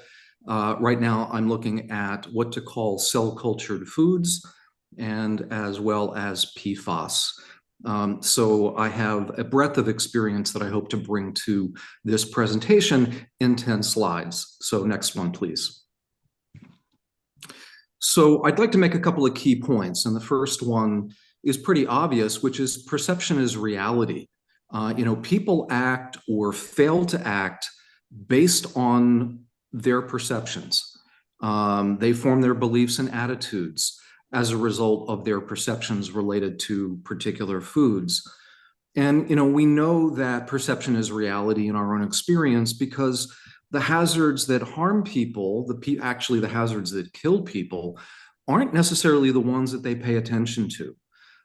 There is a mismatch between the hazards that cause harm and those that cause worry, fear, anger, and disgust, especially related to food products. I also want to point out that most of the risks and benefits associated with foods are in fact invisible. Because they're invisible, that allows us to either ignore the risks or to exaggerate them. And because those risks and the benefits are invisible, we are subject to both the placebo effect, which we know is, we think that something is in the food that is of a particular benefit or is, creating a particular risk. But we're also subject to what's referred to as the nocebo effect. Something is taken out and we ascribe, particular benefits to not consuming that particular component. A great example of this, for example, in the US and elsewhere is the rise of gluten-free foods. People began to avoid gluten, but they were doing other things as well, perhaps exercising, consuming fewer calories, and they ascribed all of the beneficial feelings that they had to giving up gluten, which they then began to proselytize on the internet and social media, saying how gluten-free products basically had changed their lives. So most of the risks and the benefits associated with food are in fact invisible. That allows us to ignore or to exaggerate them. And indeed, risk communication involves making the invisible visible. Next, please. So as a psychologist, and this has been brought out by my colleagues previously, there are in fact two components of risk and benefit perceptions. There are cognitive components, that is thoughts, our mental models of how or why the hazard poses a threat or is a particular benefit, our understanding of the likelihood or the consequences of that hazard or that benefit, our understanding of the social context surrounding the hazard or the benefit. For example, who benefits if I consume this particular food? So there are the cognitive components. There are the ways that we think about food products. And then as important, and perhaps more important, are the affective components, our feelings and emotions, feelings of dread or disgust, anger, fear, worry, frustration, protectiveness, and other feelings. Next, please. And as has been brought out before, food plays a really important role in many elements of our lives that are connected to emotion, our health, our cultural identities, nurturing, For example, one of the things that was clear when RBST was introduced to increase milk production, I had to ask those who were involved in producing that, why would you introduce something that is associated with milk as one of the first GMO products to come out there? Milk isn't just a source of sustenance. It stands in for our ability to nurture our children. And so, changing the nature of milk also changes the nature of the relationship of that nurturing. So it's not just nutrients, it's also what it symbolizes. As has also been made clear, we use food to express our religious identities, our social status, the things that we serve to others, for example, to demonstrate our social status. The things that we choose to eat also demonstrate our values and fundamentally our identities.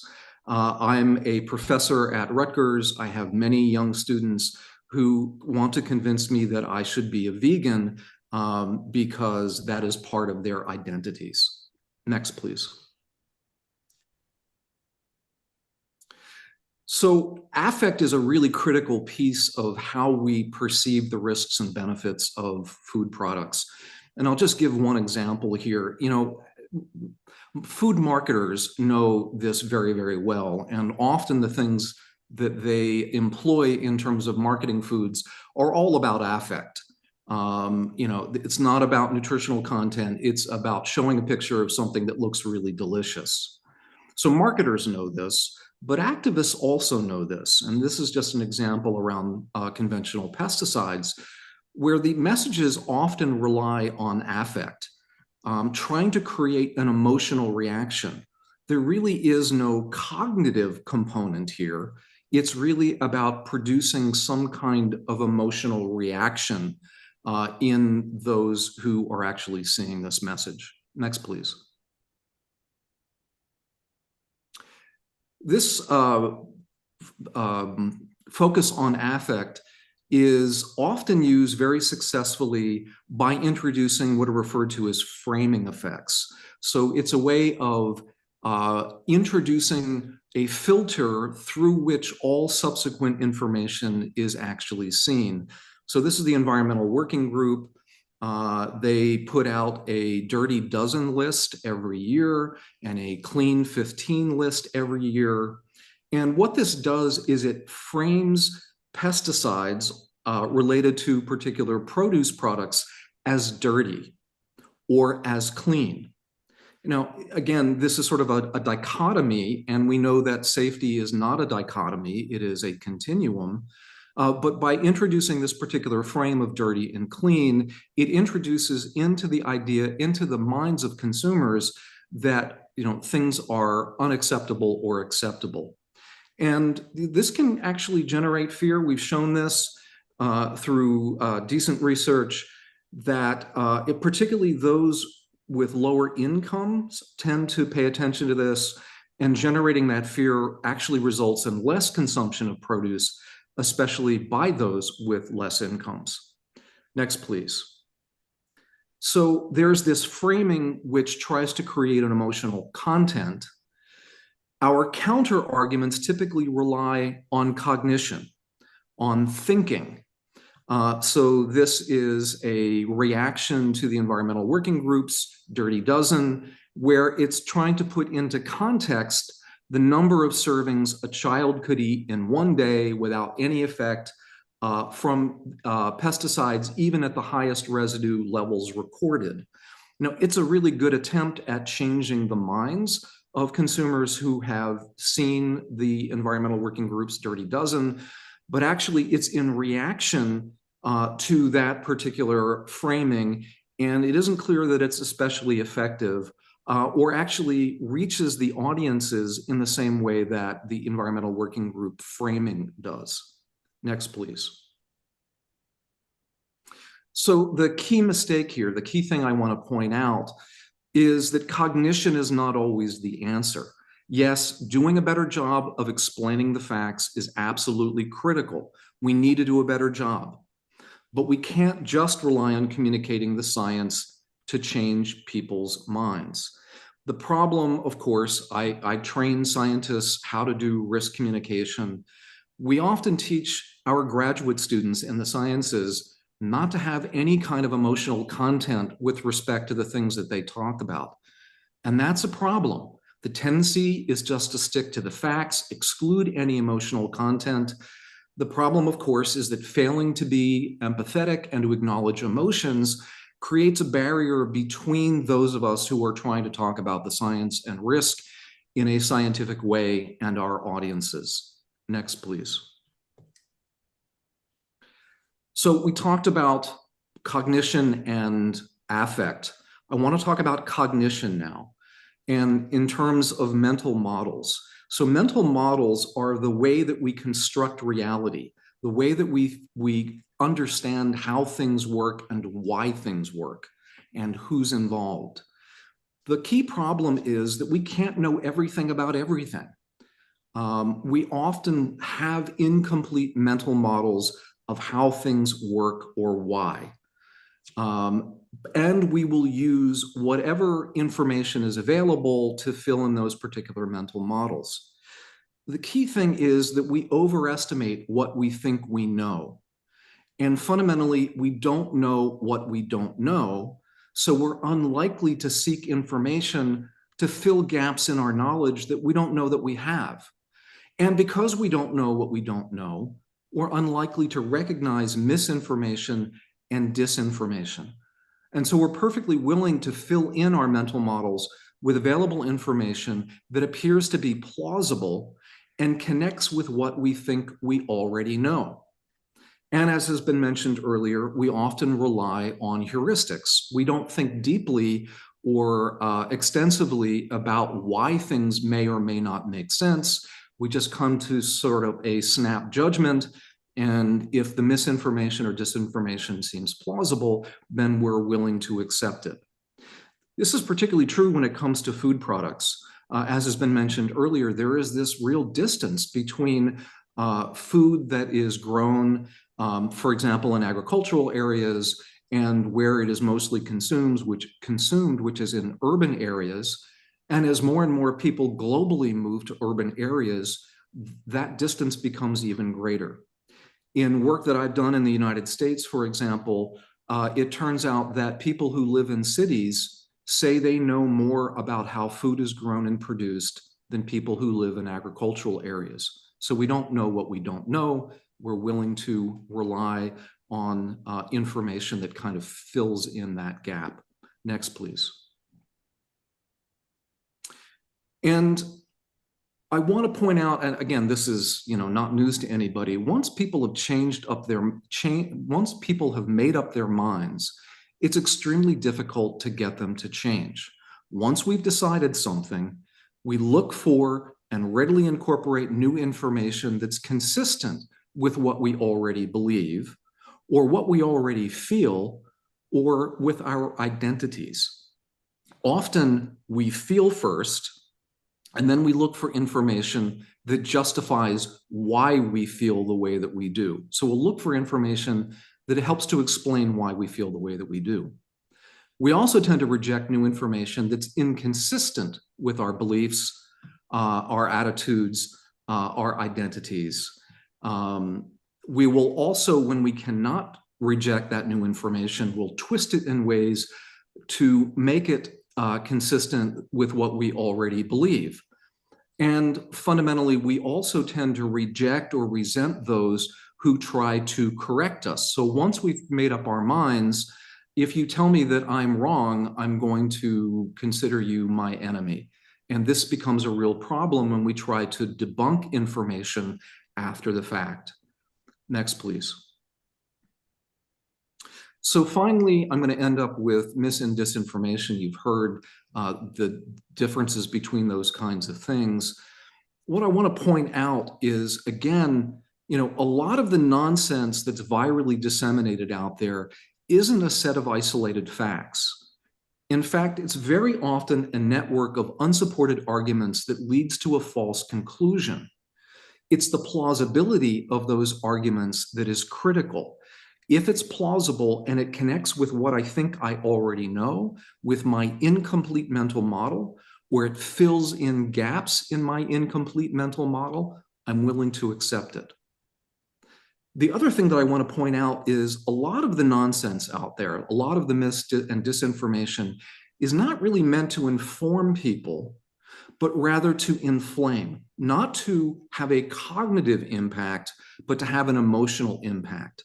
And the problem, of course, is that after the fact, trying to debunk or correct this mis or disinformation will put out that flame. Addressing emotional content with cognitive content rarely works. And we also can't debunk everything. There are millions of lies that are being spread every day by rather influential people. So we need to focus on the underlying values, the concerns and the motivations that are being expressed by that mis and disinformation, and address those particular issues rather than simply trying to change or to update people with respect to particular facts. And my final slide, please. So if you'd like more information about any of the things that I've talked about today or any of the work that I've done in the past, please do reach out to me at my email address, which is hallman@sebs.rutgers.edu. And I thank you very much. Thank you, Dr. Holman, for this once again very interesting presentation about the psychology of risk perception. Very interesting aspect too on the fact that facts are important, but also emotional content is also an important feature of communication. Now I would like to open the floor for questions related to the presentations in session 2. I am now opening the floor. I see the United States followed by Brazil. United States. Thank you, Chair, and good morning, everybody. Thanks very much to our to the presenters. I have to say that for those that are in the room and those that are online, number one, we appreciate your perspectives, and number two, I've been in this committee for quite a number of years, and I can say that we've not had a discussion like this ever, and so please don't translate the lack of questions to a lack of interest. I think in particular with regard to the first session, I see my colleague from the IAEA nodding. I know what grays are and I know about irradiation, but a lot of people, that's new information. And so there's a lot to unpack here. And I appreciate the everybody sharing their perspectives, and please don't interpret there being not too many questions of it not being important or folks not being interested in the topic. I did have 2 questions and maybe just a request for comments or perspectives, directed largely, I guess, to Ms. Patel and Mr. Rodarte. But again, anybody can opine on this. Sort of related to 2 aspects. The first is around some of the challenges of claims related to what I'm going to call kind of subjective aspects like healthier or more sustainable. And I raise that because obviously there are commercial considerations in there as well. And so even within a sector, to be able to make those claims, at least there is a perception of there being a financial advantage to be able to say my product is more sustainable. And so how do you reconcile that very obvious commercial incentive to make claims about healthier or more sustainable with perhaps larger either national domestic policies or regional domestic policies? How do you reconcile that or even officiate that to make sure that those claims are accurate and trustworthy? So that's one question. And then the second is I guess directed a little bit more toward Mr. Rodarte with regard to what I'm going to call sort of the less subjective or the more objective side of food safety. And I think there was a touching or a reference to it, and the final speaker, Dr. Holman, referenced some of this as well. But when we talk about things like, I guess an example could be pesticide MRLs, where we have a value or a concept that represents safety and objectively represents safety as is defined or determined by international organizations. And yet there are either, food safety or production groups or industry groups, or even sometimes governments that say, well, we're gonna put a limit in that's half of that. The perception then being it's twice as safe, or reducing that level. And I guess this gets a little bit to Dr. Blackburn, some of your comments about irradiation. But when we have in this case, a level that's objectively, scientifically determined, and yet within the food safety space, there are decisions made either on the private sector side or by national governments that potentially could undermine the interpretation and the understanding of an MRL by saying things like, well, if 1 is good or safe, then 0.01 or 0.001 is that much safer. I would be interested in your perspectives on that. Thank you very much. Thank you, United States. Let me ask Brazil to provide their question, and if there are no other comments, then I will ask the speakers to answer those. Brazil, you have the floor. Thank you very much, Mr. Chair. I just would like to thank each one of the speakers today. So far, we really had some really nice presentations. My question is directly specific to Mr. Holman. I really feel that a huge part of the risk perception has to do with emotion. So it's something really important for us to delve into. My question is, in some part of the presentation, Mr. Holman said that the people with low income tend to be more affected, to some misinformation or disinformation on some issues related, for instance, to pesticide residues. I just would like to ask, what does this mean specifically? Do they feel more like a type of anguish of not buying the specific products due to the misinformation, but at the same time they do not have much income, so they have restrictions to buy products, for instance, organic or that do not have pesticides, and so because they tend this type of products tend to be more expensive. So how from the researches that you have been following in your in Rutgers University, what are the specific consequences of this perception for people with low income? Thank you very much. Thank you, Brazil. I see the flags of Panama and Australia, and then after Australia, we will go back to the speakers. Panama. Thank you, Mr. Chair. Le quería dar las gracias a todo el panel por sus valiosas ponencias. Yo tengo una pregunta también para el Dr. Holman, cuya presentación personalmente me pareció fascinante desde el punto de vista psicológico de cómo se forman los hábitos. La pregunta es, en su experiencia, ¿qué nos dice la investigación sobre las formas más efectivas para cambiar el comportamiento del consumidor una vez que ya está formado un hábito? Y si nos puede tal vez compartir algún case study. Y en el caso de productos alimenticios, ¿de qué forma se puede dirigir y hacer un targeting específico, una política pública, alguna característica demográfica? Por ejemplo, si por edad, religión o algunas de las otras características que mencionó. Muchas gracias.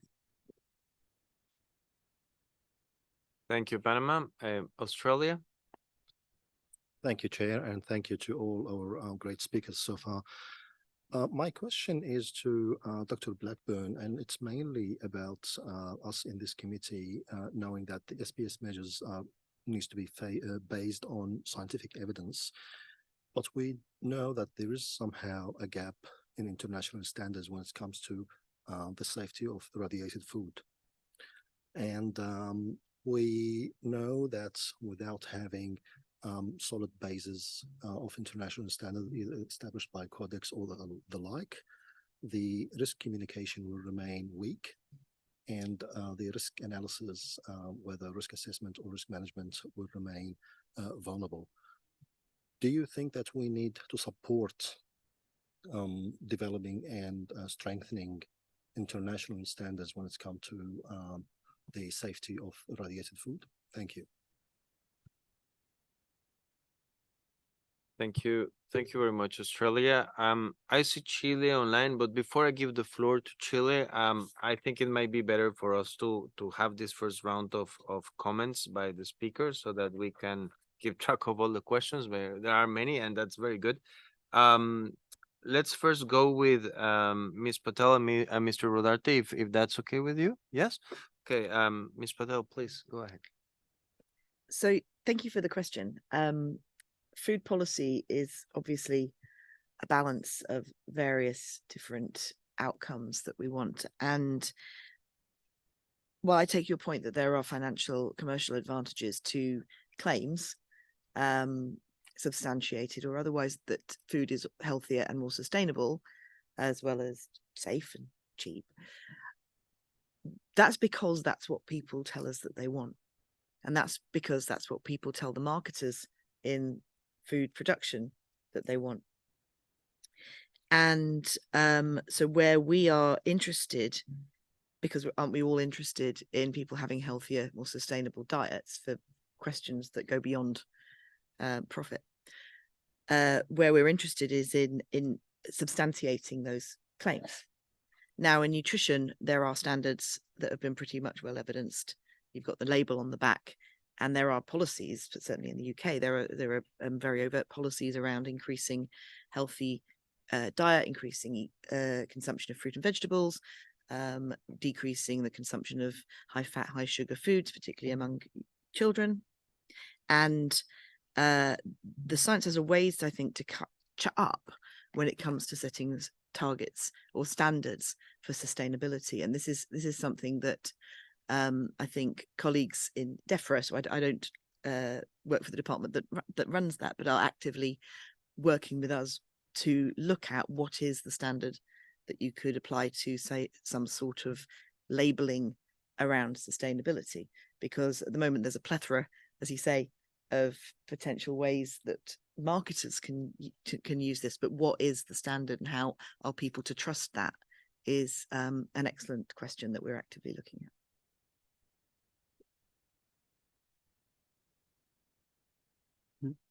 Yeah, thank you very much for the questions.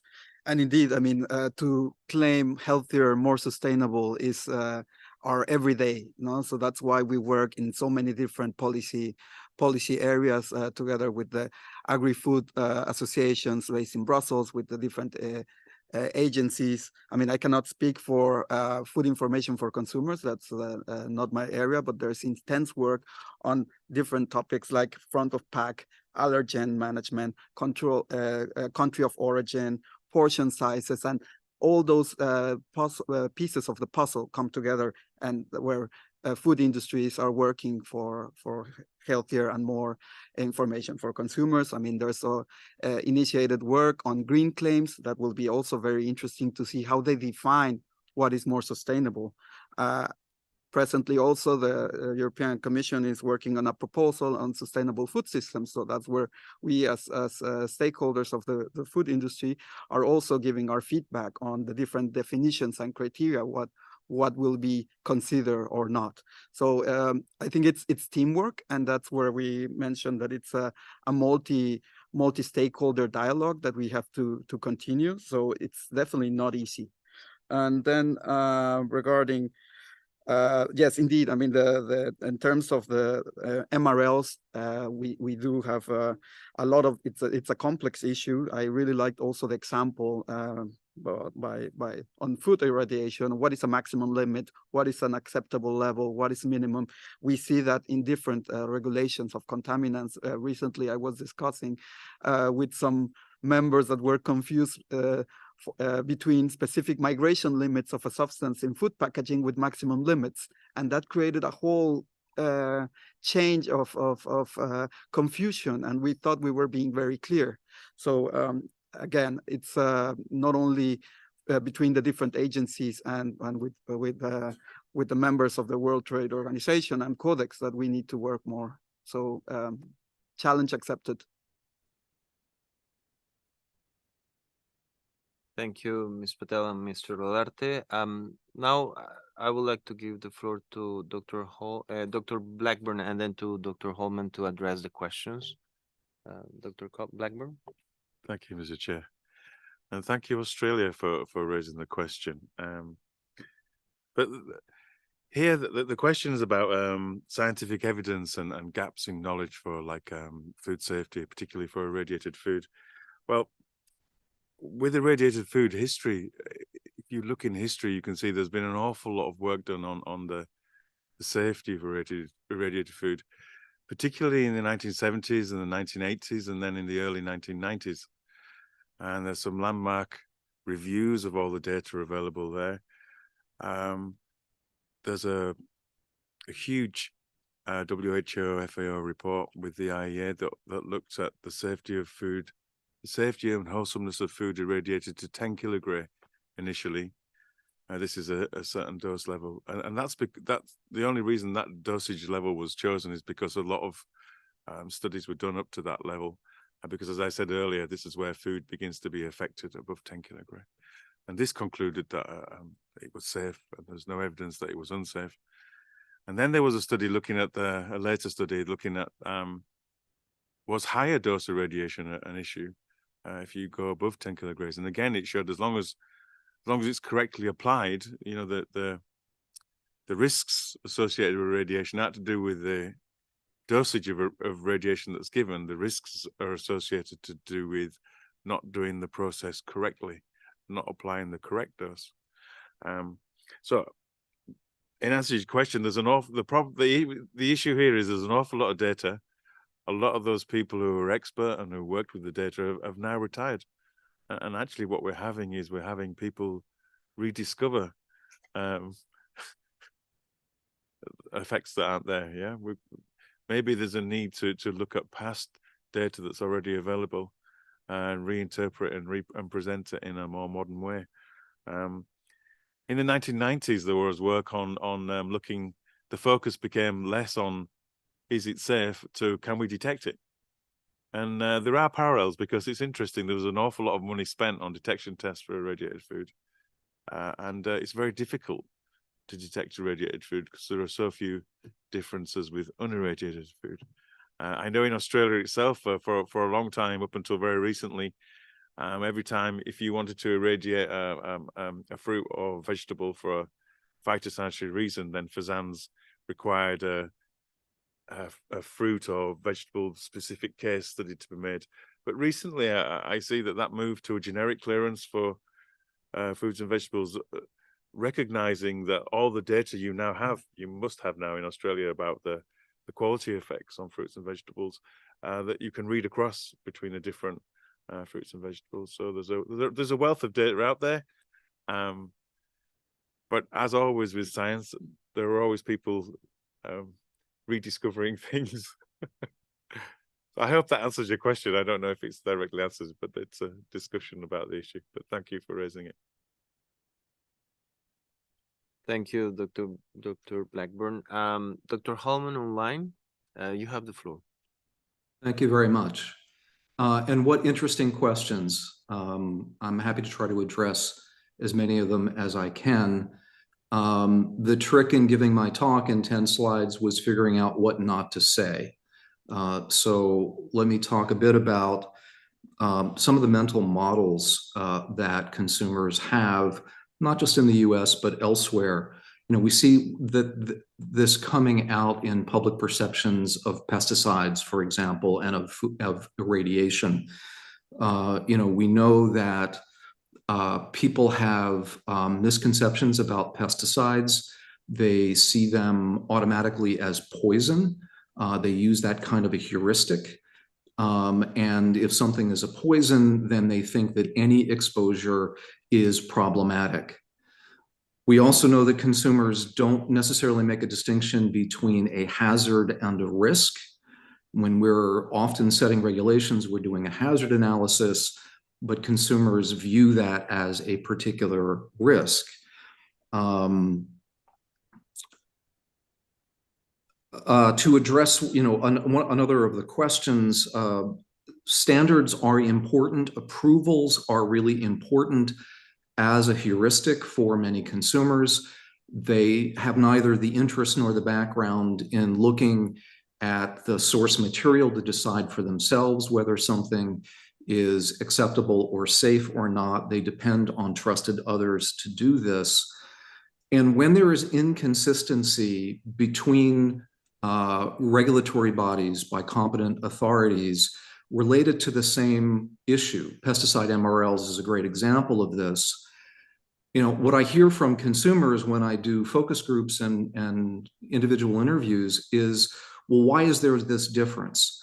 If each of the competent authorities is using the same science, then how can they reach different conclusions? And then they begin to wonder what the motivations are for those particular differences, and they kind of fill in the blanks. They also tend to mistrust when there is a difference in those particular values. If we're using the same science and reaching different conclusions, it suggests that the scientists don't really know what they're doing. And so I'm going to trust my gut, or I'm going to trust third-party influencers who I do trust, who I believe share my own values. So that's a main issue. On the issue of low-income folks consuming less produce in the wake of that produce being described as dirty or clean, it is a combination of two things. One is, if you believe that in that particular framing, and you believe that the only solution then is to buy organic, which is typically much more expensive in most countries, then yes, low-income consumers don't have the money to spend, and they will avoid consuming produce altogether because they can't afford the organic.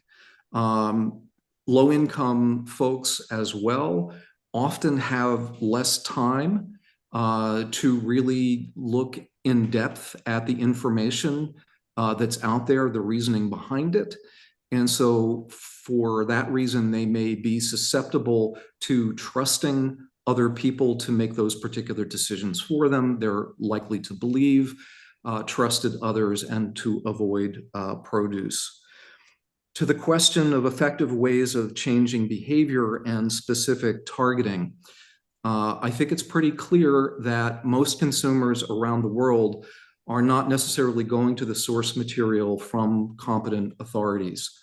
What they are looking for are trusted others who are third-party amplifiers of the information that you all are providing as competent authorities. They're looking to these third-party amplifiers who can simplify the information and tell people what they should do. It is highly unlikely that competent authorities themselves will be able to necessarily change behavior, which means we need to work with these trusted third-party amplifiers to deliver more accurate information that may in fact be motivating.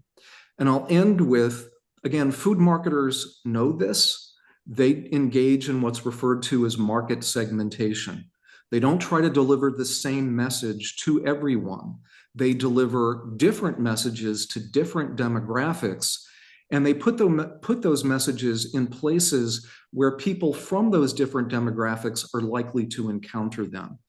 We do a very poor job as competent authorities in doing that ourselves. We tend to put out a single message to the public, and there is no such thing as the public, without doing the kind of necessary segmentation that we know really works in the marketing world. So I'll end there. Thank you. Thank you very much, Dr. Holman. Very, very interesting comments. And it goes very much also in line with what we'll be discussing this afternoon on social media influencers and fact checkers and other actors embedded in this conversation. We have one question now by Chile online. Chile, you have the floor. Hola, ¿qué tal?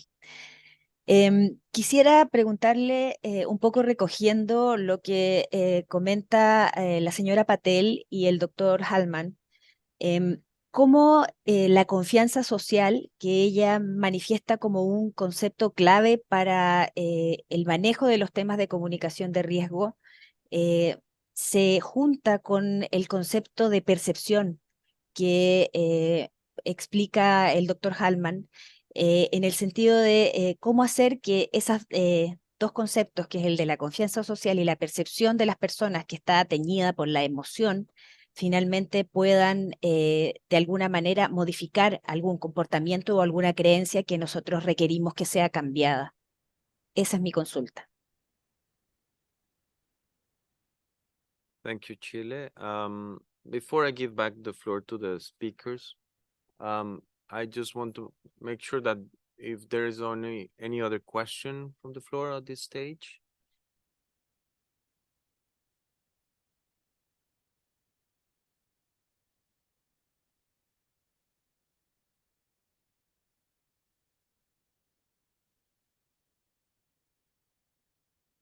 Okay, so it doesn't seem to be the case. So I would like to give the floor back to Ms. Patel and Dr. Holman. It seems to me that this is more of a broader question, right? So perhaps we can do a little bit of a wrap up in terms of this particular messaging between the risk management and how to deal with the perception mismatch, we would say. Ms. Patel, you have the floor. Thank you very much. And I just wanted to thank Dr. Holman for doing such a fascinating presentation on something I was only able to touch on in mine, which was around the heuristics of risk perception, because I think this is really what we're talking about. I don't believe there needs to be a mismatch.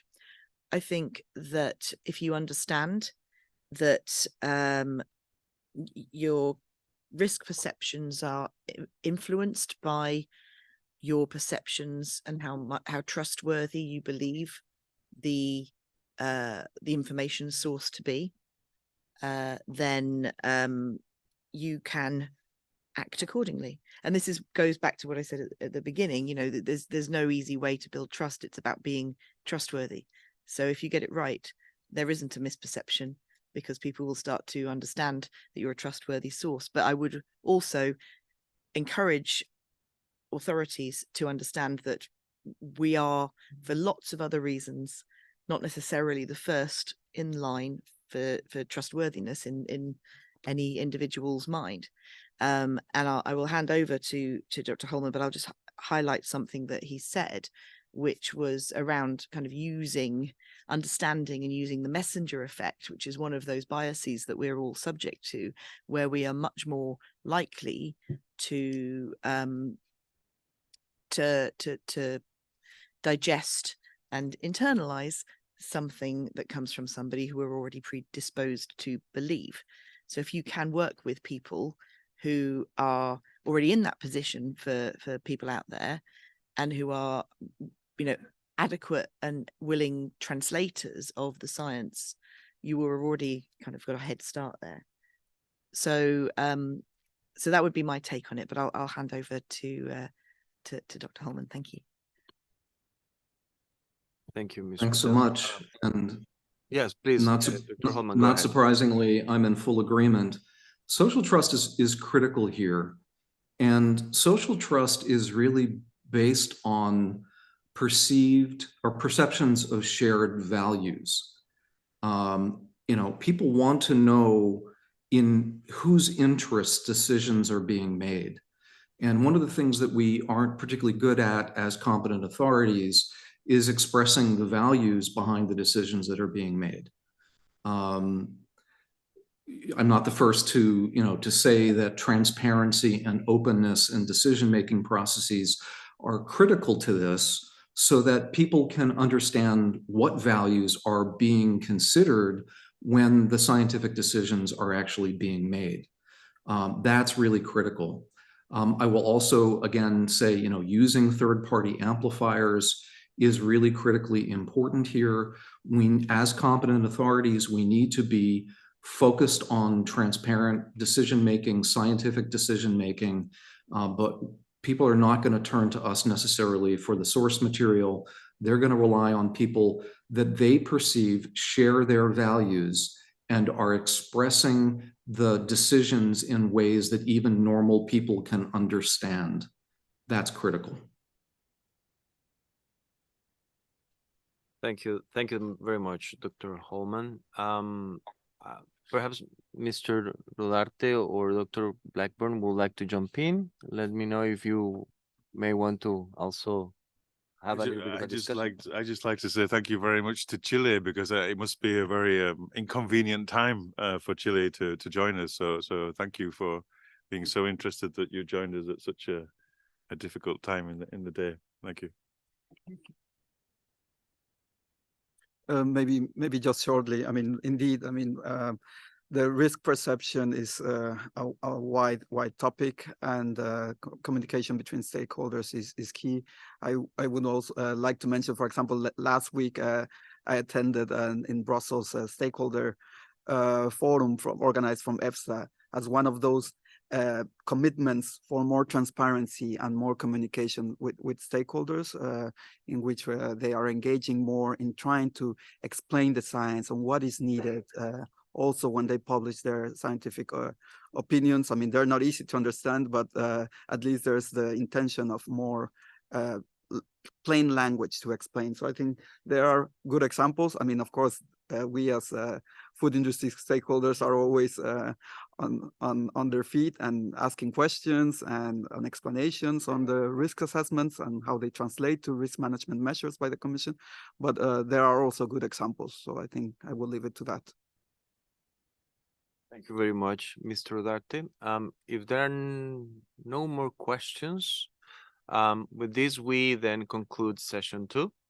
I would like to thank the speakers for the information provided and for being with us today. We have now come to the end of the first half of the thematic session. Please be reminded that the afternoon session starts promptly at 3 p.m. in the same room. I take this opportunity to remind delegates that the European Union will host a side event on empowering learning and impact, better training for safer food in your language. This side event is taking place from 2 p.m. in room B and via WebEx for those of you who are interested. Once again, thank you very much for coming this morning and have a good lunch.